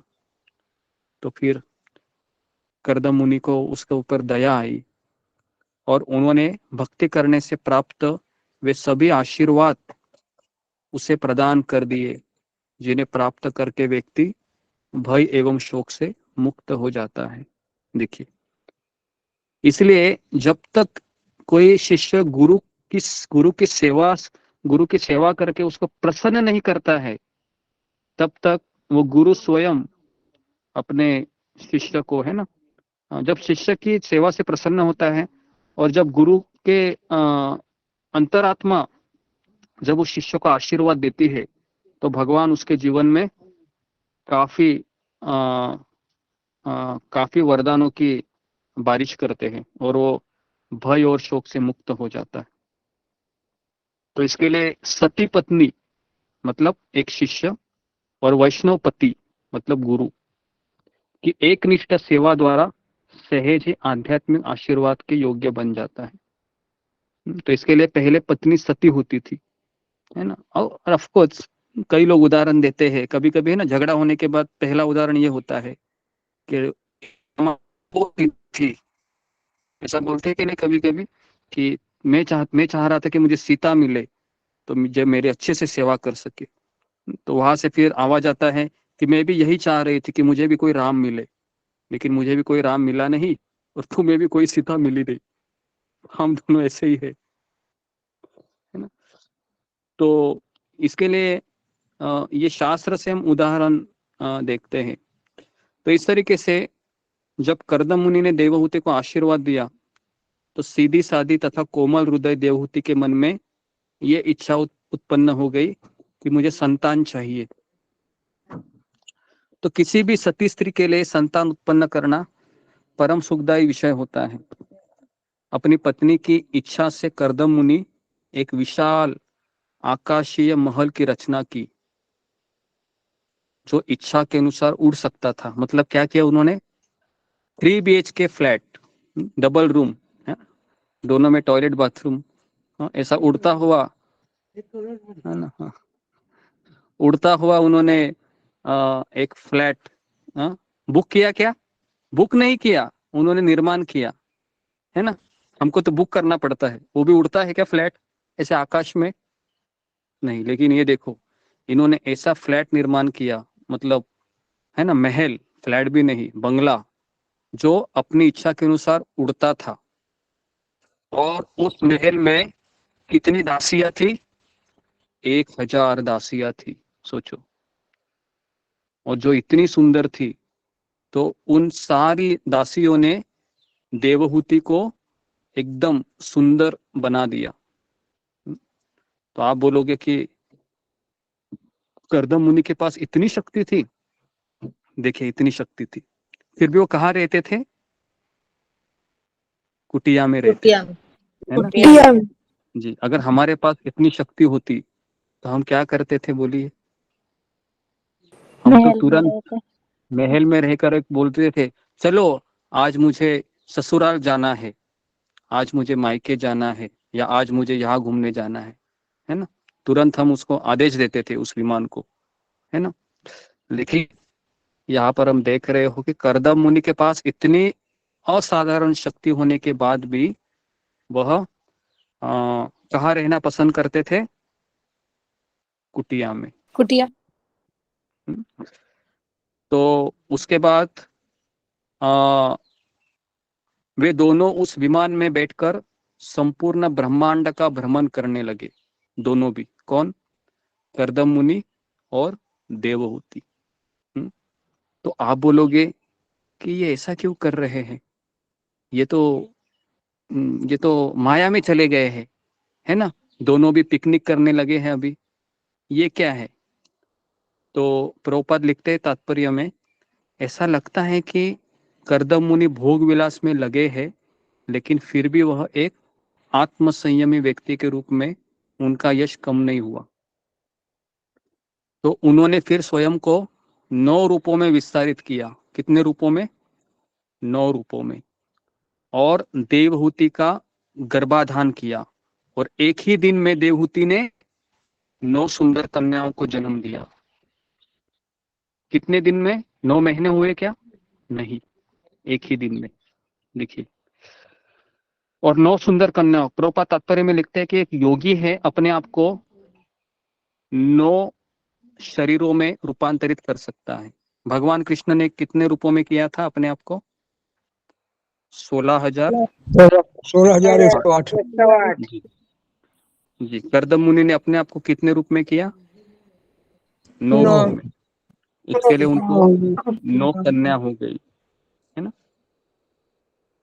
तो यहाँ पर प्रभुपाद लिखते हैं, धर्म तथा सुसंस्कृत संतति को जन्म देने के लिए किया गया संभोग भगवान से अभिन्न है। मतलब वो भी क्या है? भक्ति है, लेकिन वो धर्म से किया होगा तो, है ना। लेकिन ऐसा नहीं होता है।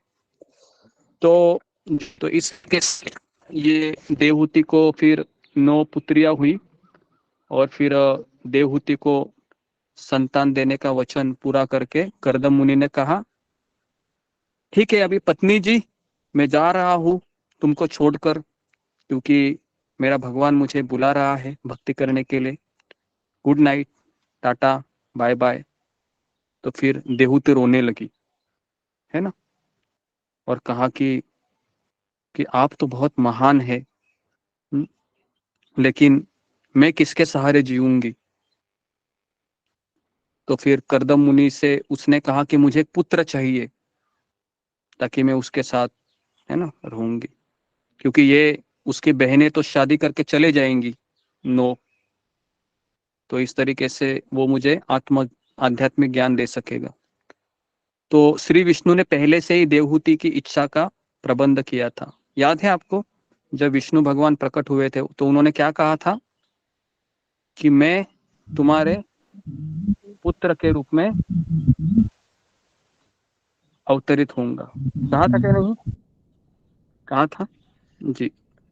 तो इस तरीके से कपिल मुनि देवहूति के गर्भ से प्रकट हुए और वहां पर फिर ब्रह्मा जी आ गए और फिर ब्रह्मा जी ने बहुत आशीर्वाद दिया और कर्दम मुनि ने अपनी पुत्रियों का शादी कराया।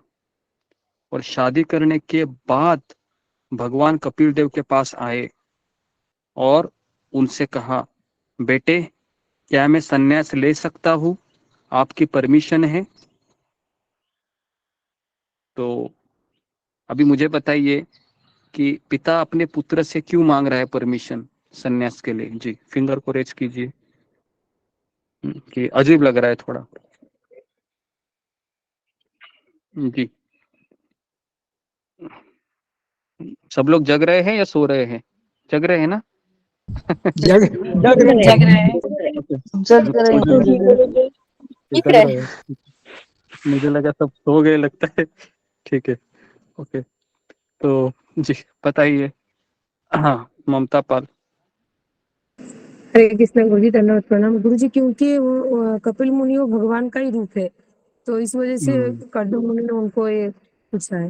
हरे कृष्ण। जी, तो कपिल मुनि है ये भगवान के ही अवतार थे, इसके लिए उन्होंने भगवान से परमिशन मांगी। तो इसलिए मैं वापस बता रहा हूँ, आध्यात्मिक जीवन में बिना अनुमति लिए कोई भी चीज करना, ये किस तरह से है? ये इस तरह से है कि हम अपनी ही मनमानी करना चाहते हैं। तो इसलिए आध्यात्मिक जीवन में पूरे भागवत में आप देखोगे आज्ञा का पालन ही निष्कर्ष निकलता है। चाहे वो ब्रह्मा जी हो, ब्रह्मा जी के आदेश का पालन किया कर्दम मुनि ने, कर्दम मुनि के आदेश का पालन देवहूति ने किया, है ना। और अभी भगवान के आदेश का पालन कर्दम मुनि अपने पुत्र के आदेश से करने जा रहे हैं। तो इसलिए आध्यात्मिक जीवन अगर हम बिना आदेश का फॉलो करेंगे तो क्या होगा? भगवान मिलेंगे हमें? भगवान हमें नहीं मिलेंगे, है ना। तो इस तरीके से कर्दम मुनि तत्काल वन की ओर चले गए। तो आदर्श पारिवारिक जीवन कृष्ण भावना के चारों ओर केंद्रित होता है और वैराग्य एवं आध्यात्मिक पूर्णता इसकी पराकाष्ठा होती है। तो इसके लिए आप देखिए, कर्दम मुनि अपनी पत्नी के साथ 3 BHK के फ्लैट के जैसा महल में घूम रहे थे। कई हजारों साल दोनों ने भोग किया एक साथ रह के, है ना। जैसे हनीमून के लिए पति पत्नी जाते हैं, तो वैसे वो भी चले गए। लेकिन पहले उन्होंने क्या किया?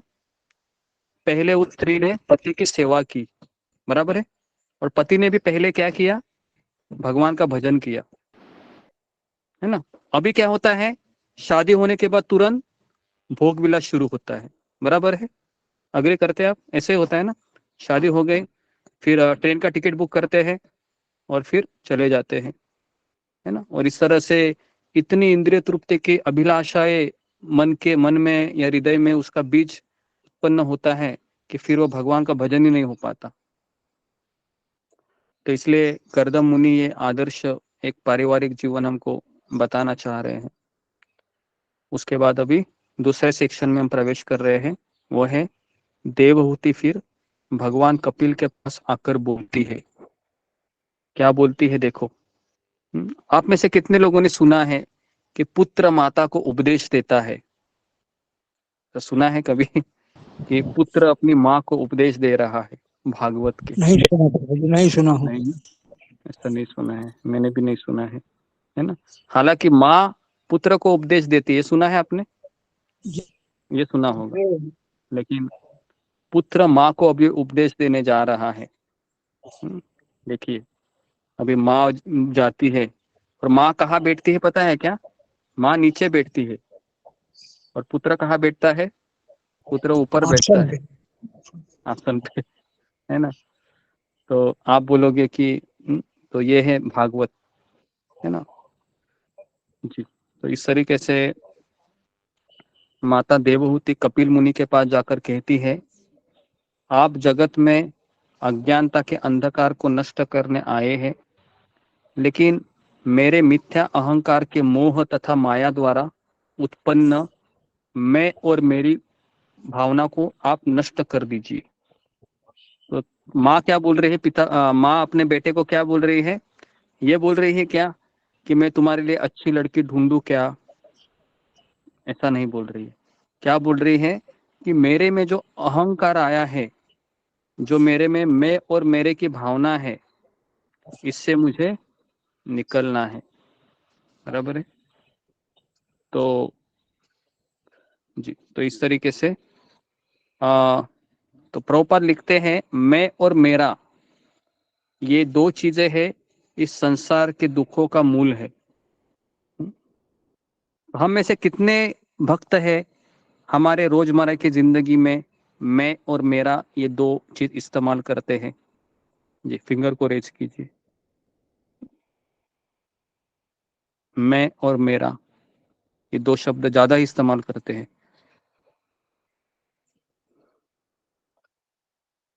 ओके, 29 लोग हैं, बाकी के लोग लगता है शुद्ध भक्त है। अच्छा है। तो 31 लोग हैं, 33 लोग हैं जी। तो इसके लिए जब आपको याद है रामायण में जब हनुमान जी सीता मैया को खोज करके बड़े उत्साह से प्रभु राम को मिलने के लिए आते हैं और उनके हृदय की उत्सुकता इतनी गहरी थी कि वो यह संदेश प्रभु राम को सुनाने के लिए तड़प रहे थे। और जैसे हनुमान जी प्रभु रामचंद्र के सामने आए तो पहला वाक्य उन्होंने क्या कहा? पहला वाक्य उन्होंने कहा कि ढूंढ निकाला सीता को हम सब ने। कैसा कहा उन्होंने? पहला कहा ढूंढ निकाला किसको? सीता माता को। किसने? हमने। उन्होंने ये कहा क्या? मैंने निकाला। पता है क्या आपको? सब लोग असफल रहे और फिर मैंने एक बड़ी छलांग लगाई, बीच में काफी संकट आए, लेकिन मैंने अपनी शक्ति से सबके ऊपर मात कर दिया। फिर मैंने पूरी लंका को जलाई। हम रहते तो ऐसा ही कहते थे, है ना।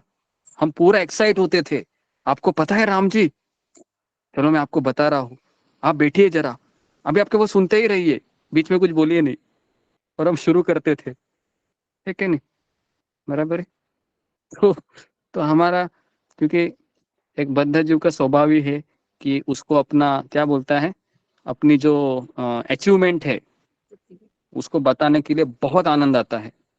और अगर उसको कहे कि प्रभु जी आप जरा बताइए, माता जी आप बताइए कि आप में कितने अवगुण है। फिर उसकी बोलती ऐसे बंद हो जाती है, अवगुण है मेरे में? आपको गलतफहमी हुई है प्रभु जी, मेरे में तो एक भी अवगुण नहीं है, मैं एकदम साफ सुथरा हूँ, साफ सुथरा, इस तरीके से। तो अवगुण है। लेकिन एक भक्त को अगर कहेंगे कि प्रभु जी आप कितना अच्छा सेवा करते हो, उसकी स्तुति करेंगे तो वो क्या कहेगा कि प्रभु जी माता जी मैं कुछ सेवा नहीं कर रहा हूँ, ये तो भगवान की दया है, आप सारे वैष्णव की कृपा है कि मुझे ये अवसर मिल रहा है, वो ऐसा कहेगा, है ना। तो इसके लिए कृष्ण भावना में होना बहुत जरूरी है। तो जी, तो इस तरीके से कपिल मुनि है, देवहूति को बहुत सारे प्रसंग के बारे में कहते हैं। तो अभी हम इस सेक्शन में नहीं जा रहे हैं, जो बहुत ही एक समय हम लेंगे, देवहूति की प्रार्थनाएं हैं। उसके बाद अभी हम चौथे स्कंद में प्रवेश कर रहे हैं। तो इस स्कंद में हम शिवजी, सुनीति, ध्रुव महाराज, नारद मुनि, इनके चरित्र का हम अध्ययन करेंगे। और साथ ही दक्ष प्रजापति, सुरुचि, वेन, इंद्र, प्राचीन बरही जैसे चरित्रों की गलतियों द्वारा भक्ति के प्रतिकूल भावों का भी विरोधाभास दर्शाया गया है। तो अभी हम देवहूति की 9 पुत्रियों की विवाह 9 तेजस्वी ऋषियों से हुआ। जी लिखिए, अभी 9 लड़कियां, किनकी थी ये लड़कियां 9? जी किनकी थी? कर्दम मुनि और देवहूति। कर्दम मुनि और देवहूति जी। अभी मुझे बताइए, ये भागवत में इतने सारे शादियों की चर्चा क्यों हो रही है? अरे इसकी शादी हो गई, इसकी शादी इससे लगाई, इसके बाद ये हो गया। जी कौन मुझे बताएगा? ये मुझे ऐसा लगता है कि यहाँ पर तो वैराग्य की बात होनी चाहिए, ये शादियों पे शादियां हो रही है भागवत में। ओके बताइए रूबी कुमारी। हरे कृष्णा गुरुजी, दंडवत प्रणाम। गुरुजी ब्रह्मा जी को ये सृष्टि का निर्माण करना था, सेवा मिली थी, ये सब हो रहा था। हरे कृष्णा गुरु, कुछ गलती क्षमा। जी नेक्स्ट जी अशोक चावला प्रभु। प्रणाम गुरु जी। वंशों का विस्तार होना था गुरु जी, अलग अलग वंशों का विस्तार होना था, इसलिए ओके विस्तार होना था, ठीक है। नेक्स्ट रंजना माता जी। हरे कृष्णा गुरुदेव, दंडवत प्रणाम। हाँ वही मेरा भी वही करना है गुरुदेव, जो अभी बताया प्रभु जी। ओके जी रीना सिंह माता जी।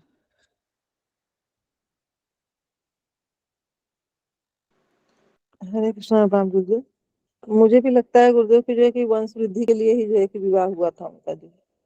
ओके जी, तो देखिए इसका मेन कारण ये है, इतने सारे शादियों की चर्चा भागवत में इसलिए हो रही है क्योंकि इसी वंश के कुल में भगवान श्री कृष्ण का अवतरण होने वाला है आगे चलकर। तो इसके लिए वो कुल भी बहुत महान है ना, जिसमें भगवान का है ना आगे आगे, या फिर ये कारण है। और दूसरा ये कारण है कि किसी ना किसी के गर्भ में भगवान के भक्त भी प्रकट होने वाले हैं। तो इसलिए इतने सारे शादियों का यहाँ पर विवरण आ रहा है। लेकिन कहाँ पर भी लिखा है कि भागवत में बहुत धूम धमाका से शादी हो गई है ना, डीजे लगाया था, बहुत सारे पत्ते खेले थे, रात को बहुत शहनाई बजी थी, हल्दी लगाया गया था, ऐसा कहाँ पर है? कुछ नहीं है। डायरेक्ट शादी हो गई और उसके बाद बच्चों का जन्म हो गया, फिर भक्ति किया, यही सारी बातें हैं, बराबर है। तो तो तो हमें जी, तो इसके लिए ये शादियां स्पेशल शादियां हैं। तो इन शादियों को आप सुनकर आप अपनी शादियों की है ना बात मत आप दिमाग में लाइए, है ना। तो आप बोलो मेरा भी वो कौन सा दिन था, जी पता नहीं वो अच्छा था बुरा था जो भी है, लेकिन आप भगवान के भक्ति में लगे हैं, वो अच्छा है। तो इनमें से एक दंपत्ति ने अनुसुया और अत्रि, जो अत्रि ऋषि किनके पुत्र थे? ब्रह्मा जी के। उन्होंने शादी किनसे की? अनुसुया से। उसके बाद दत्तात्रेय सोम, उनसे दत्तात्रेय सोम और दुर्वासा मुनि ने जन्म लिया। किनसे? अत्रि मुनि और अनुसया, जो क्रमशः भगवान विष्णु, ब्रह्मा और शिव के अंश अवतार थे। दत्तात्रेय किसके अवतार थे? विष्णु के, सोम ब्रह्मा के और दुर्वासा शिव जी के। उसके बाद स्वयंभू मनु की अन्य दो पुत्रियां आकुति तथा प्रसूति का विवाह प्रजापति रुचि एवं दक्ष से हुआ। अभी थोड़ा पीछे गए हैं क्या वापस? स्वयंभू मनु को कितनी पुत्रियां थी? 3 लड़कियां थी, बराबर है। 3 में से देवहूति ने कर्दम मुनि से शादी की और आकुति ने प्रजापति रुचि से, और प्रसूति का शादी प्रजापति दक्ष से हुआ। ठीक है, ये अच्छे से लिखिए, क्योंकि ये इतना डिटेल में बताना किसी को कभी समझ में नहीं आता है कौन किससे शादी कर रहा है ना। ऐसा लगता है कि सब खिचड़ी हो रही है, ये नाम भी अनजान लगते हैं, तो इसके लिए ध्यानपूर्वक इसको आप लिखिए। उसके बाद अभी आकुति और रुचि, इन दोनों से एक लड़का और एक लड़की हो गई। उसका नाम है, लड़के का नाम है यज्ञ और लड़की का नाम है दक्षिणा। नाम कैसे है देखो, यज्ञ में क्या चढ़ती है? दक्षिणा, है ना। दक्षिणा लड़की का नाम है, अच्छा नाम है दक्षिणा। उसके बाद प्रसूति तथा दक्ष ने 16 पुत्रियों को जन्म दिया। कितनी लड़कियों को जन्म दिया? 16 पुत्रियों को जन्म दिया। इनमें से 13 का शादी धर्म के साथ हुआ। 13 का शादी धर्म के साथ, और एक का शादी अग्निदेव के साथ, और एक का शादी पितृ के साथ हुआ। कितने हो गई? 15 हो गई। लेकिन और एक लड़की थी दक्ष की, उसका नाम था सती। हाँ जी, सती की शादी हो गई भगवान शिव के साथ। तो ये उनका जो जवाई था, ये बहुत भारी, बहुत अच्छे थे लेकिन ये जवाई था बहुत भारी हो गया। एक मिनट।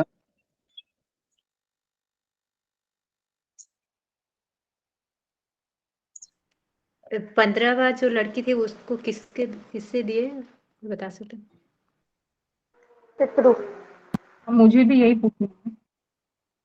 पितृ है या पृथु है? पितृ, सॉरी, पितृ याद आ गया। पितर से हुआ पितृ। और आकुति का विवाह किन ऋषि से हुआ प्रतिभा माता जी? प्रजापति रुचि। रुचि।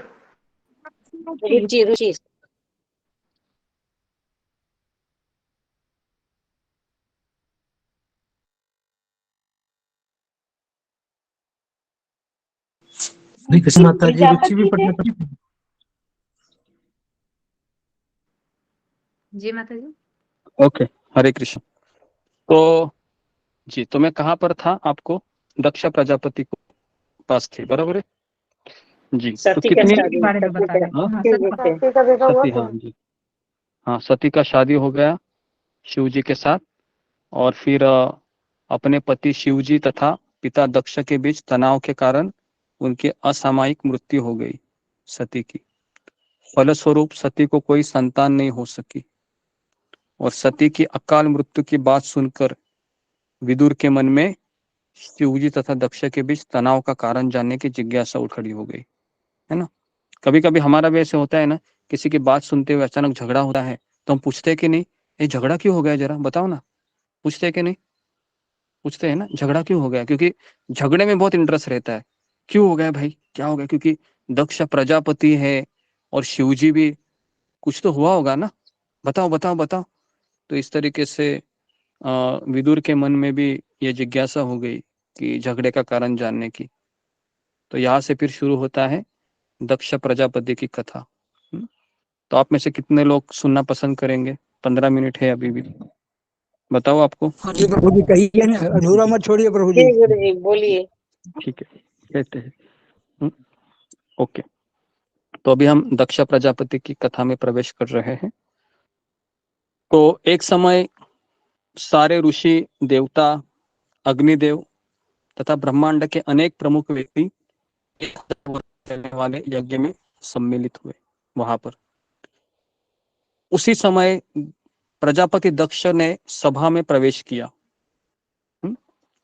और वहां पर सब लोग खड़े हो गए, केवल एक व्यक्ति खड़ा नहीं हो। कौन नहीं हुए? शिव जी।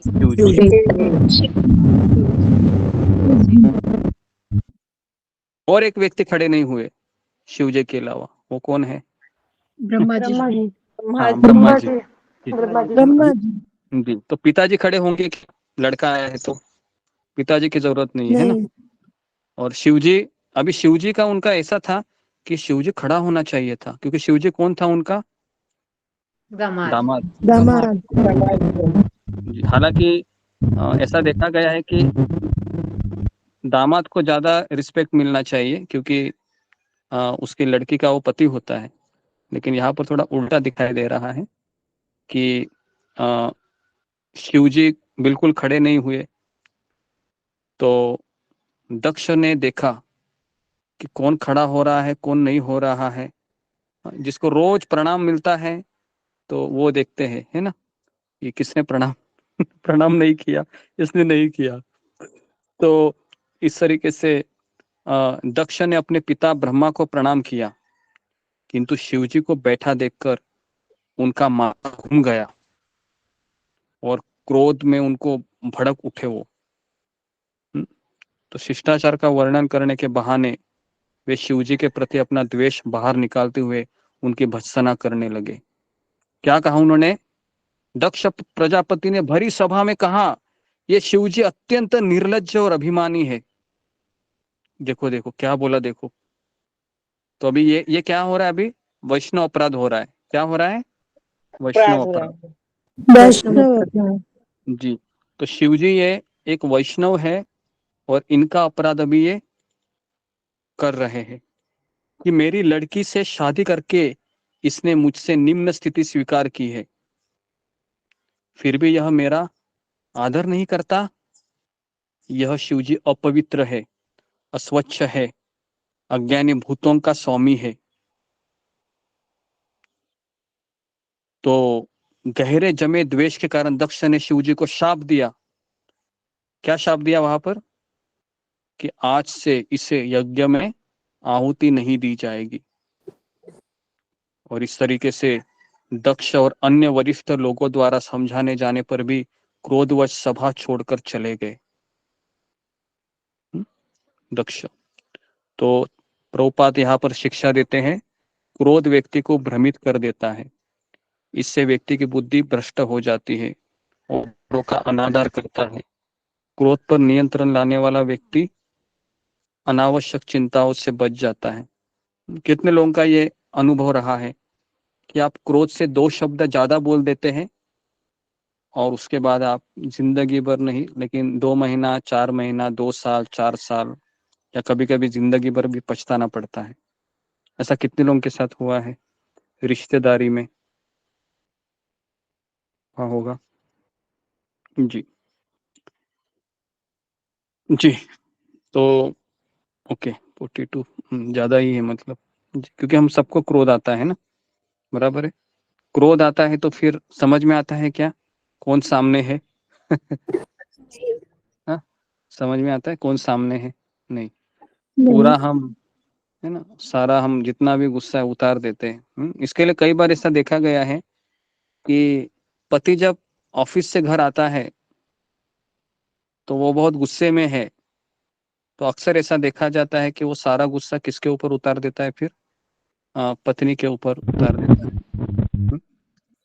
और कभी कभी अगर पति बहुत दयालु है, बेचारा विनम्र है, तो पत्नी उसकी राह देखती है, कब ये आएगा, और जितना मुझे मेरे बेटे ने टॉर्चर किया है ना, दिन भर, वो सारा फिर गुस्सा उसके ऊपर भी निकाले। दोनों जगह से होता है ऐसे।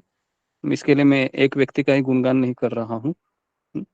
तो इस तरीके से शिवजी अभी निष्ठावान सेवक नंदीश्वर के ऊपर नंदीश्वर दक्ष पर भड़क उठे, क्योंकि शाप मिला ना, तो नंदीश्वर ये दक्ष पर भड़क उठा। उन्होंने पलटकर दक्ष तथा उनके दुष्ट व्यवहार का विरोध न करने वाले सभी ब्राह्मणों को शाप दिया। क्या शाप दिया? शीघ्र ही दक्ष को बकरे का सिर प्राप्त होगा। क्या शाप दिया? दक्ष को बकरे का सिर प्राप्त होगा और उसके अनुयायी भौतिक कार्यों से आसक्त रहते हुए संसार चक्र में फंसे रहेंगे। यह सुनकर भृगु ऋषि नंदीश्वर पर को शाप दे दिया कि शिव जी के सारे अनुयायी नास्तिक बन जाए। तो इसके लिए शिव जी के जितने भक्त है वो भगवान की पूजा करते हैं क्या? कृष्ण की? वो कृष्ण की पूजा नहीं करते हैं, है ना। उल्टा वो कृष्ण का भगत अगर उनके पास जाएगा तो उनको कहते हैं कि तुम श्रावणी सोमवार करो, ऐसा बोलते हैं। अभी श्रावण महीना चल रहा है, ऐसा करते हैं। तो माला क्यों कर रही है? पुरुषोत्तम मास में माला नहीं करते, श्रावणी सोमवार करो, उपवास करो। तो आप में से कितने लोग श्रावणी सोमवार करते हैं? इसके लिए कि शिव जी प्रसन्न हो जाए और मेरे ऊपर कृपा करे। ओके, पता नहीं, ठीक है। तो इस तरीके से सारे जितने भी अनुयायी है ना, वह शाप देने लगे एक दूसरे को और ये शाप दिया कि शिव जी के जितने भी अनुयायी हैं वो मदिरा मांस से आसक्त होकर शास्त्र विरोधी बनेंगे। तो क्रोध एवं द्वेष युक्त वातावरण देखते हुए शिव जी अत्यंत दुखी हुए। शिव जी ने किसी को शाप दिया क्या वहां पर? शिव जी ने किसी को शाप नहीं दिया। क्यों नहीं शाप दिया शिव जी ने? जी बताइए, फिंगर को रेज कीजिए कि शिव जी ने वहां पर शाप क्यों नहीं दिया। क्योंकि दक्ष प्रजापति ने शुरुआत की थी, लेकिन शिव जी वहां पर प्रसन्न बैठे, ऐसे बैठे रहे। जी बताइए। जी हाँ, सुषमा गोराई। जी, क्योंकि शिव जी एक परम वैष्णव है, वैष्णव कभी भी किसी को शाप नहीं देते हैं।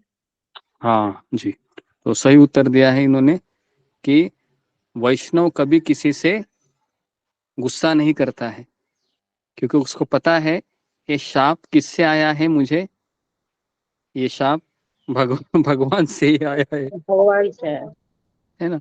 तो इसके लिए वह गुस्सा नहीं होता है ना। तो हमें अगर किसी ने शाप दिया और हम माला कर रहे हैं, कभी कभी माला करते हुए भी हम दो चार चीजें बोल देते हैं, होता है ऐसे कभी कभी।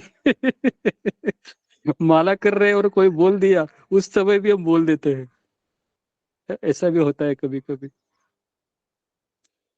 तो ऐसा नहीं होना चाहिए, एटलीस्ट माला करते समय तो है। और ये लोग भी बाहर के लोग हैं ना, बहुत स्मार्ट रहते हैं, आपके घर वाले लोग है ना, वो उसी समय आपको जी बोलेंगे। उसी टाइम पे कुछ कुछ बोलते हैं गुरु जी, जान हाँ, वो उसी समय बोलेंगे जब आपके हाथ में माला है, क्योंकि उसको पता है ये शांति से माला कर रही है और मेरे अंदर अग्नि की भट्टी है वो फटक रही है, और ये कैसे शांति से माला कर सकती है।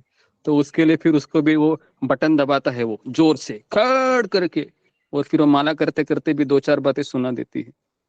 और फिर उसको पता चलता, फिर वो बोलता है अरे तेरे हाथ में देखो माला है, फिर भी तुम देखो कैसा बोलते हैं, मेरे हाथ में तो माला भी नहीं है। हाँ? समझ में आ रहा है?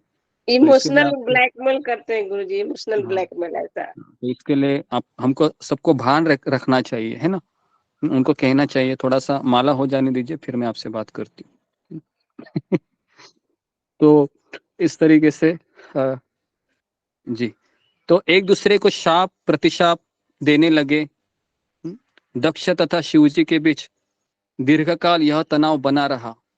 सबको भी मजा आ रहा है?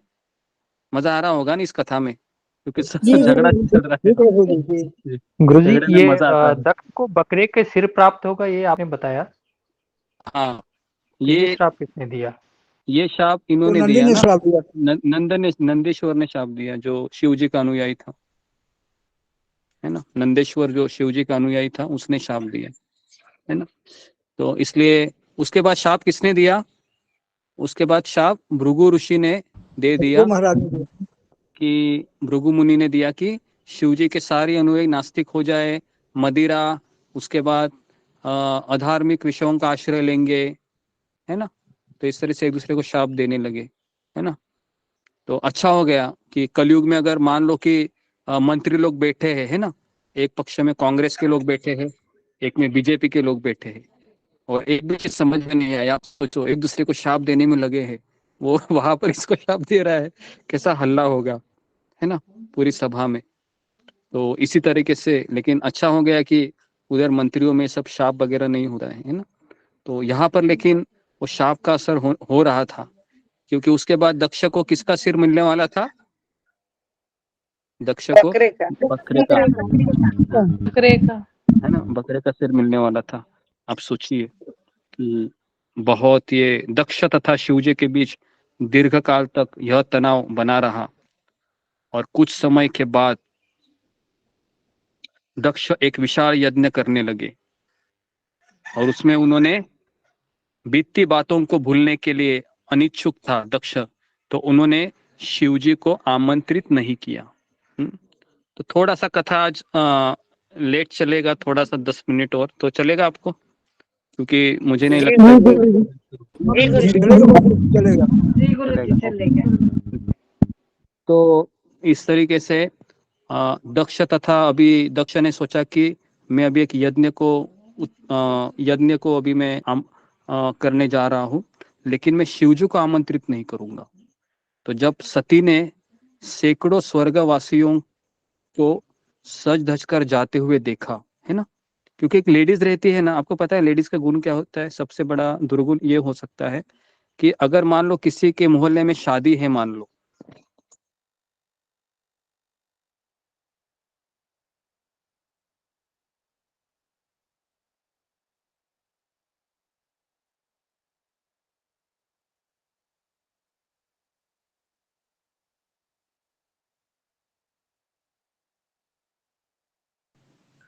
हरे कृष्ण माता, जय कृष्ण प्रभु जी। मुझे जानना था, लेकिन शिव जी के भक्त भी तो कृष्ण भक्त बनते हैं बाद में, ऐसे भी देखने को मिला है।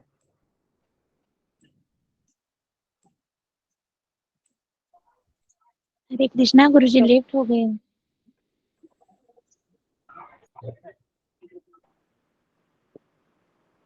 कोई नेटवर्क प्रॉब्लम होगा सर।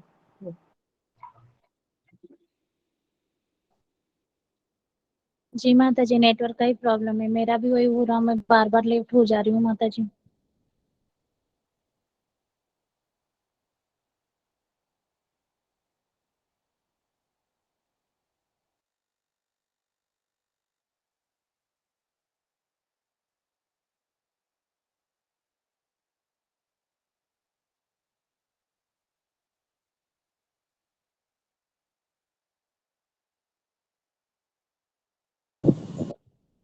हरे कृष्णा गुरु जी, आवाज नहीं आ रही है।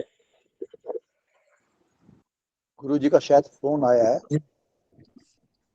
इसलिए दूसरी कॉल पर हैं, अभी आते हैं।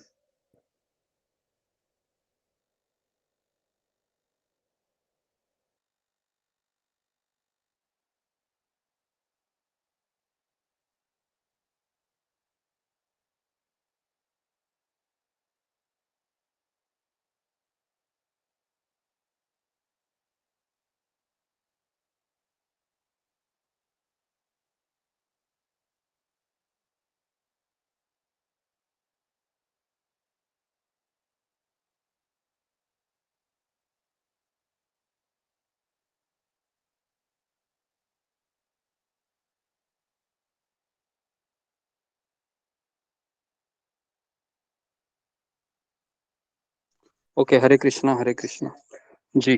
तो इस तरीके से शिवजी ने जब यज्ञ को उद्घाटन करने की बात सोची, तो जितने भी सती थे, है ना, एक्चुअली मैं इस चीज पे हमारा डिस्कनेक्शन हुआ था कि जितने भी स्वर्ग की तब स्त्रियां थी, सब सज धज के जा रही थी। तो सती को लगा कि मुझे भी जाना चाहिए। तो एक स्त्री का एक सबसे बड़ा ये होता है, अवगुण होता है कि जब बाहर की चीजों को देखती है जब, है ना, तब वह इस चीज का ध्यान नहीं उसको रखती है कि इससे मेरा घर में भी बाधा आ सकती है। तो सब लोग सज धज के कहाँ जा रहे थे? सब लोग दक्ष प्रजापति के यज्ञ हाँ, तो अभी आप सोचिए, महल की सारी जितनी भी स्त्रियां हैं वो सब अच्छे अच्छे ज्वेलरी पहन के, है ना, गले में बड़ा मंगलसूत्र पहन के, है ना, 10 तोले का 20 तोले का भी रहता है कुछ कुछ उनके पास, वैसे जाते हैं। और तब सती बेचारी अकेली देख रही है कि सब लोग जा रहे हैं और मैं नहीं जा रही हूँ। तो फिर वो किसके पास चली जाती है? वो अपने पति के पास, शिव जी के पास। और शिव जी को कहती है कि मेरे पिताजी के घर यज्ञ होने जा रहा है, सारी मेरी बहनें हैं ना सज धज कर जा रही है। कितनी बहनें थी सती को? 15 बहन। 15 बहन। तो सारी 15 बहनों ने मैं लाल कलर की, मैं पीले कलर की पहन रही हूँ, है ना, इस तरीके से, है ना। सबने अपना अपना व्हाट्सएप इमेज भी भेजा, देखो मैं इस तरह से दिख रही हूँ। तो सती की भी इच्छा हो गई। क्या इच्छा हो गई? कि मुझे भी जाना है। तो अपने पति के पास गई, पति को कहा कि अजी सुनते हो कि मेरे पिताजी के घर यज्ञ होने जा रहा है, तो मेरी जितने भी मेरी बहनें हैं सब सज धज कर अपने पिता के पास चली गई है, तो आप मुझ पर दया कीजिए और मुझे जाने की अनुमति दे। तो शिव जी पैर से समझाते हैं। क्या समझाते हैं पैर से? देखो सती, मुझे वहां पर बुलाया नहीं गया है, तो हमें वहां पर नहीं जाना चाहिए। लेकिन स्त्री का सबसे बड़ा अस्त्र पता है क्या होता है? जी, आंसू। आंसू। आप सभी बुद्धिमान स्त्रियां है लगता है, सब आपको पता है। सब, हाँ। तो ये जो आंसू है ना, वह मौके पे सब लोग चौका मार देते हैं, है ना, लेडीज लोग। जैसे उनको कोई भी बात अगर मनानी है तो फिर वो रुमाल लेके बैठ जाती है कोने में, और थोड़ा सा आवाज भी रहता है उसमें मिक्स आंसुओं के साथ। और इस तरीके से प्रभु जी आपने बताया था कोप भवन में। हाँ, कोप भवन में, जी जी, कोप भवन, हाँ बराबर बोले आप। जो दशरथ महाराज का भी यही इंसिडेंस था, है ना, कैकेयी का भी ऐसे ही था। तो कैकेयी को पता है कि मुझे मेरी बात को मनाना है, तो वो भी कहाँ जाती है? कोप भवन में जाती है कैकेयी भी।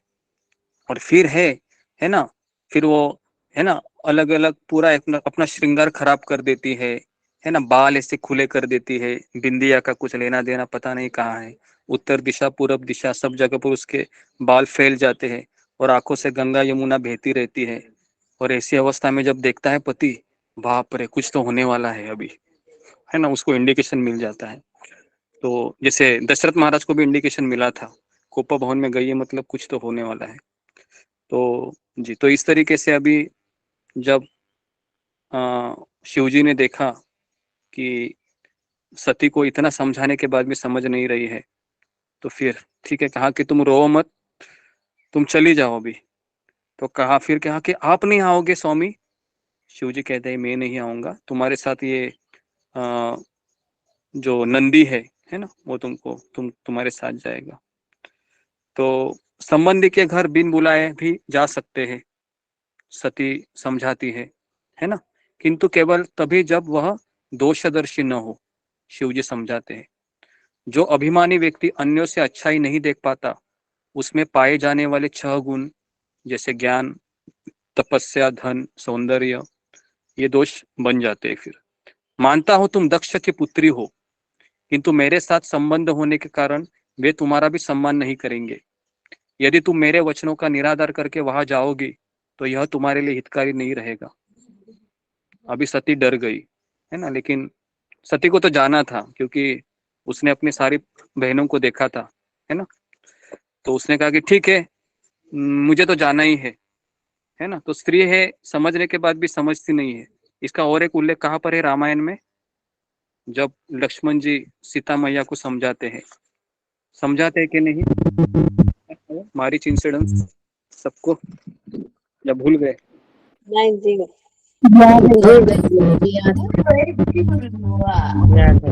लक्ष्मण जी कहे थे ना कि सपने में भी शंकर भगवान को नहीं आ सकता है। जी जी जी। तो इस तरीके से शिव जी के मन को भापते हुए उनके अनुयायी सती के साथ चल दिए और उसे लेकर दक्ष की यज्ञस्थली में पहुंचे। वहां सती को अनदेखा कर दिया गया क्योंकि सती को देखा ही नहीं किसी ने, क्योंकि दक्ष के भय से सती की माता एवं बहनों के अतिरिक्त किसी ने उसका स्वागत नहीं किया। अभी आप बोलिए, आप पति से झगड़ा करके गए हैं कि कहाँ पर, अपने मायके, और वहां पर भी किसी ने आपका स्वागत नहीं किया, तो आपको सब बुरा लगेगा कि नहीं लगेगा? आपको लगेगा मैं तो धोबी का कुत्ता जैसे हो गया, ना घर का ना घाट का। वहां से भी मैं गाली अपमान करके आ गई अपने पति का, और यहाँ पर भी मुझे कुछ नहीं मिल रहा है। तो बहुत क्रोधित हो गई वो, है ना। और उसने ये भी देखा कि यज्ञ में शिवजी के लिए न तो आसन रखा है, न उन्हें आहुति दी जा रही है। और वो बहुत गुस्से में आ गई सती और अपने पिताजी को देखने लगी। उसकी क्रोधाग्नि को देखकर शिवजी के अनुयायी दक्ष का वध करने के लिए तैयार हो गए। हाँ, लेकिन सती ने उन्हें रोक दिया, ठहरो। और सती दक्ष को धिक्कारने लगी और भरी सभा में बोलने लगी, भगवान शिव जैसे साधु दोष रहित होते हैं, वे दूसरों के छोटे से गुण को भी बड़ा चढ़ाकर देखते हैं, किंतु आपके जैसे द्वेषी लोग महान आत्माओं में भी दोष देखकर उनकी निंदा या दुस्साहस करते हैं। मुझे खेद है कि मुझे आप जैसे शिव द्वेषी से यह शरीर प्राप्त हुआ है, इसलिए मुझे ये शरीर नहीं चाहिए जो आपके द्वारा मुझे प्राप्त है। ऐसा कहा और सती वहां पर यज्ञस्थली में ही बैठ गई और अपने शरीर में अग्नि प्रज्वलित किया और शरीर से लपटें निकलने लगी। और उसने अपने महान पति के चरण कमलों का स्मरण करते हुए शरीर को छोड़ दिया। जैसे ही शरीर को छोड़ देने की न्यूज पूरे ब्रह्मांड में फैल गई, संपूर्ण ब्रह्मांड में हाहाकार उड़ गया। शिवजी के अनुयायी दक्ष को मारने के लिए आगे बढ़े, किंतु भृगु द्वारा निर्मित शक्तिशाली भुजाओं ने आक्रमण करके उन्हें चारों दिशाओं में खदेड़ दिया। तो इसमें सीख क्या हमको मिलती है? इसमें शिक्षा यह है कि मिथ्या अहंकार व्यक्ति के हृदय को इतना कठोर बना देता है कि वह अपने प्रियजनों के स्नेह को भी महत्व नहीं देता, है ना। तो अहंकार ये व्यक्ति को कठोर बना देता है। नारद मुनि ने शिवजी को सती के अपमान एवं मृत्यु का समाचार दिया। नारद मुनि कहे गए, नारायण नारायण, पता है क्या हुआ है वहां पर? शिवजी ने पूछा, क्या हुआ है भाई? कहा कि तुम्हारी पत्नी ने आत्महत्या की है। बाप रे बाप। अभी तो शिवजी अपने आप को रोक नहीं पाए और शिवजी से क्रोध उफलने लगा।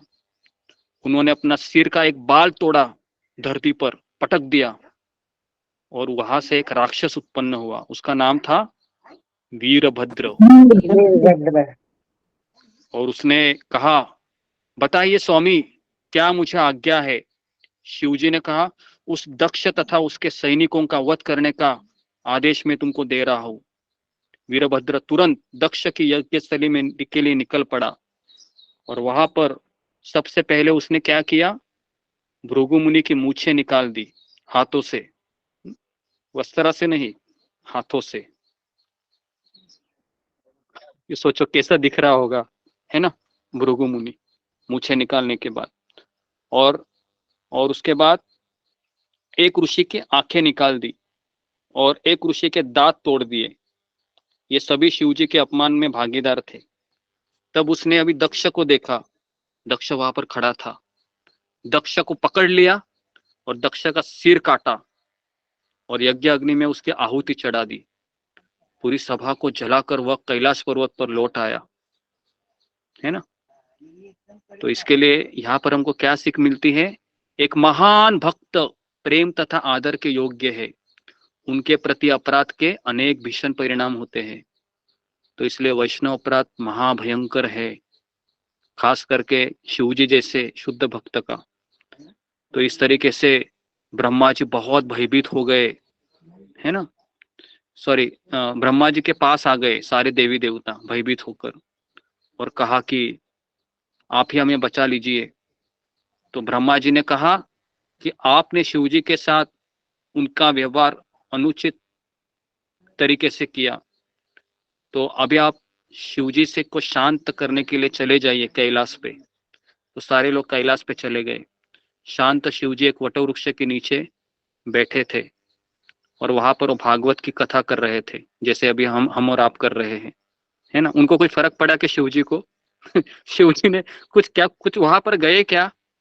वहां पर गए भी नहीं, और केवल उन्होंने एक अपने बाल का एक है ना एक बाल निकाला सर का, और उस सर के बाल ने ही सब कुछ काम कर दिया।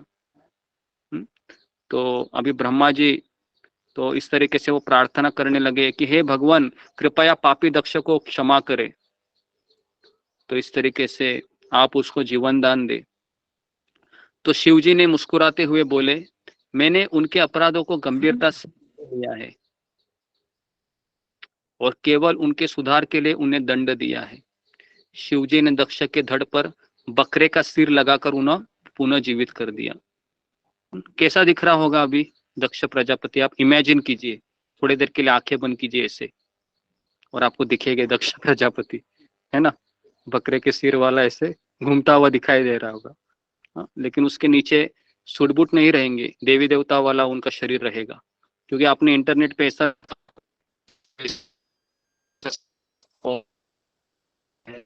अपने अभी दक्ष प्रजापति को बकरे का सिर लगा दिया है। तो इस तरीके से अभी सभी यज्ञ स्थल की ओर चल पड़े। दक्ष के शरीर पर बकरे का सिर लगाकर उनकी आत्मा को पुनः स्थापित किया गया और नया शरीर प्राप्त करके दक्ष ने शिव जी के दर्शन किए और उनके प्रति घृणा से मुक्त हो गए।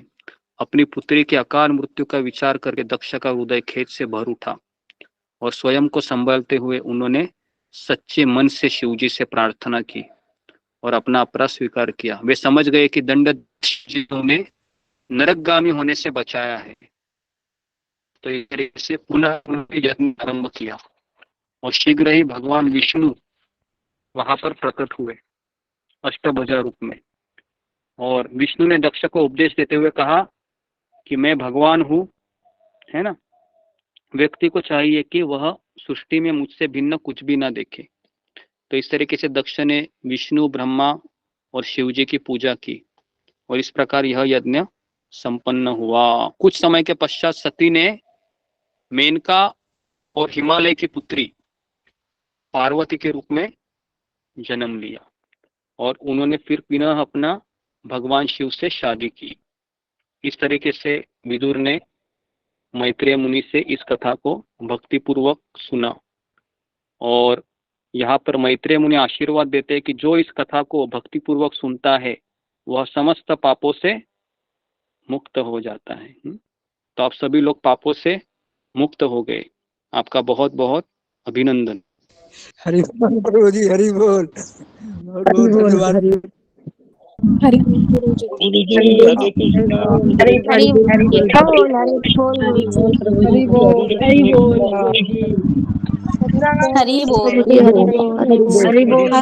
बोल। धन्यवाद गुरु जी। हरे कृष्णा।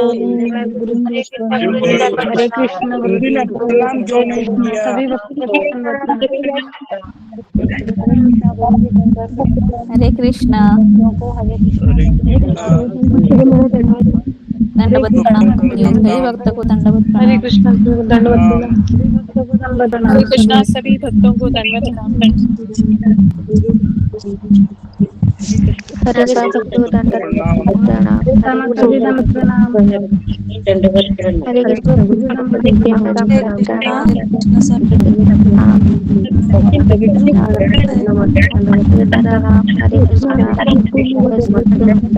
हरे हरे कृष्णा सभी भक्तों को। हरे कृष्णा जमा माता दंडवत प्रणाम। हरे कृष्णा सब भक्तों को दंडवत प्रणाम। हरे कृष्णा प्रणाम। हरे कृष्णा सब भक्तों को दंडवत प्रणाम। हरे कृष्णा गुरुजी दंडवत प्रणाम। सभी भक्तों को कृष्णा दंडवत प्रणाम।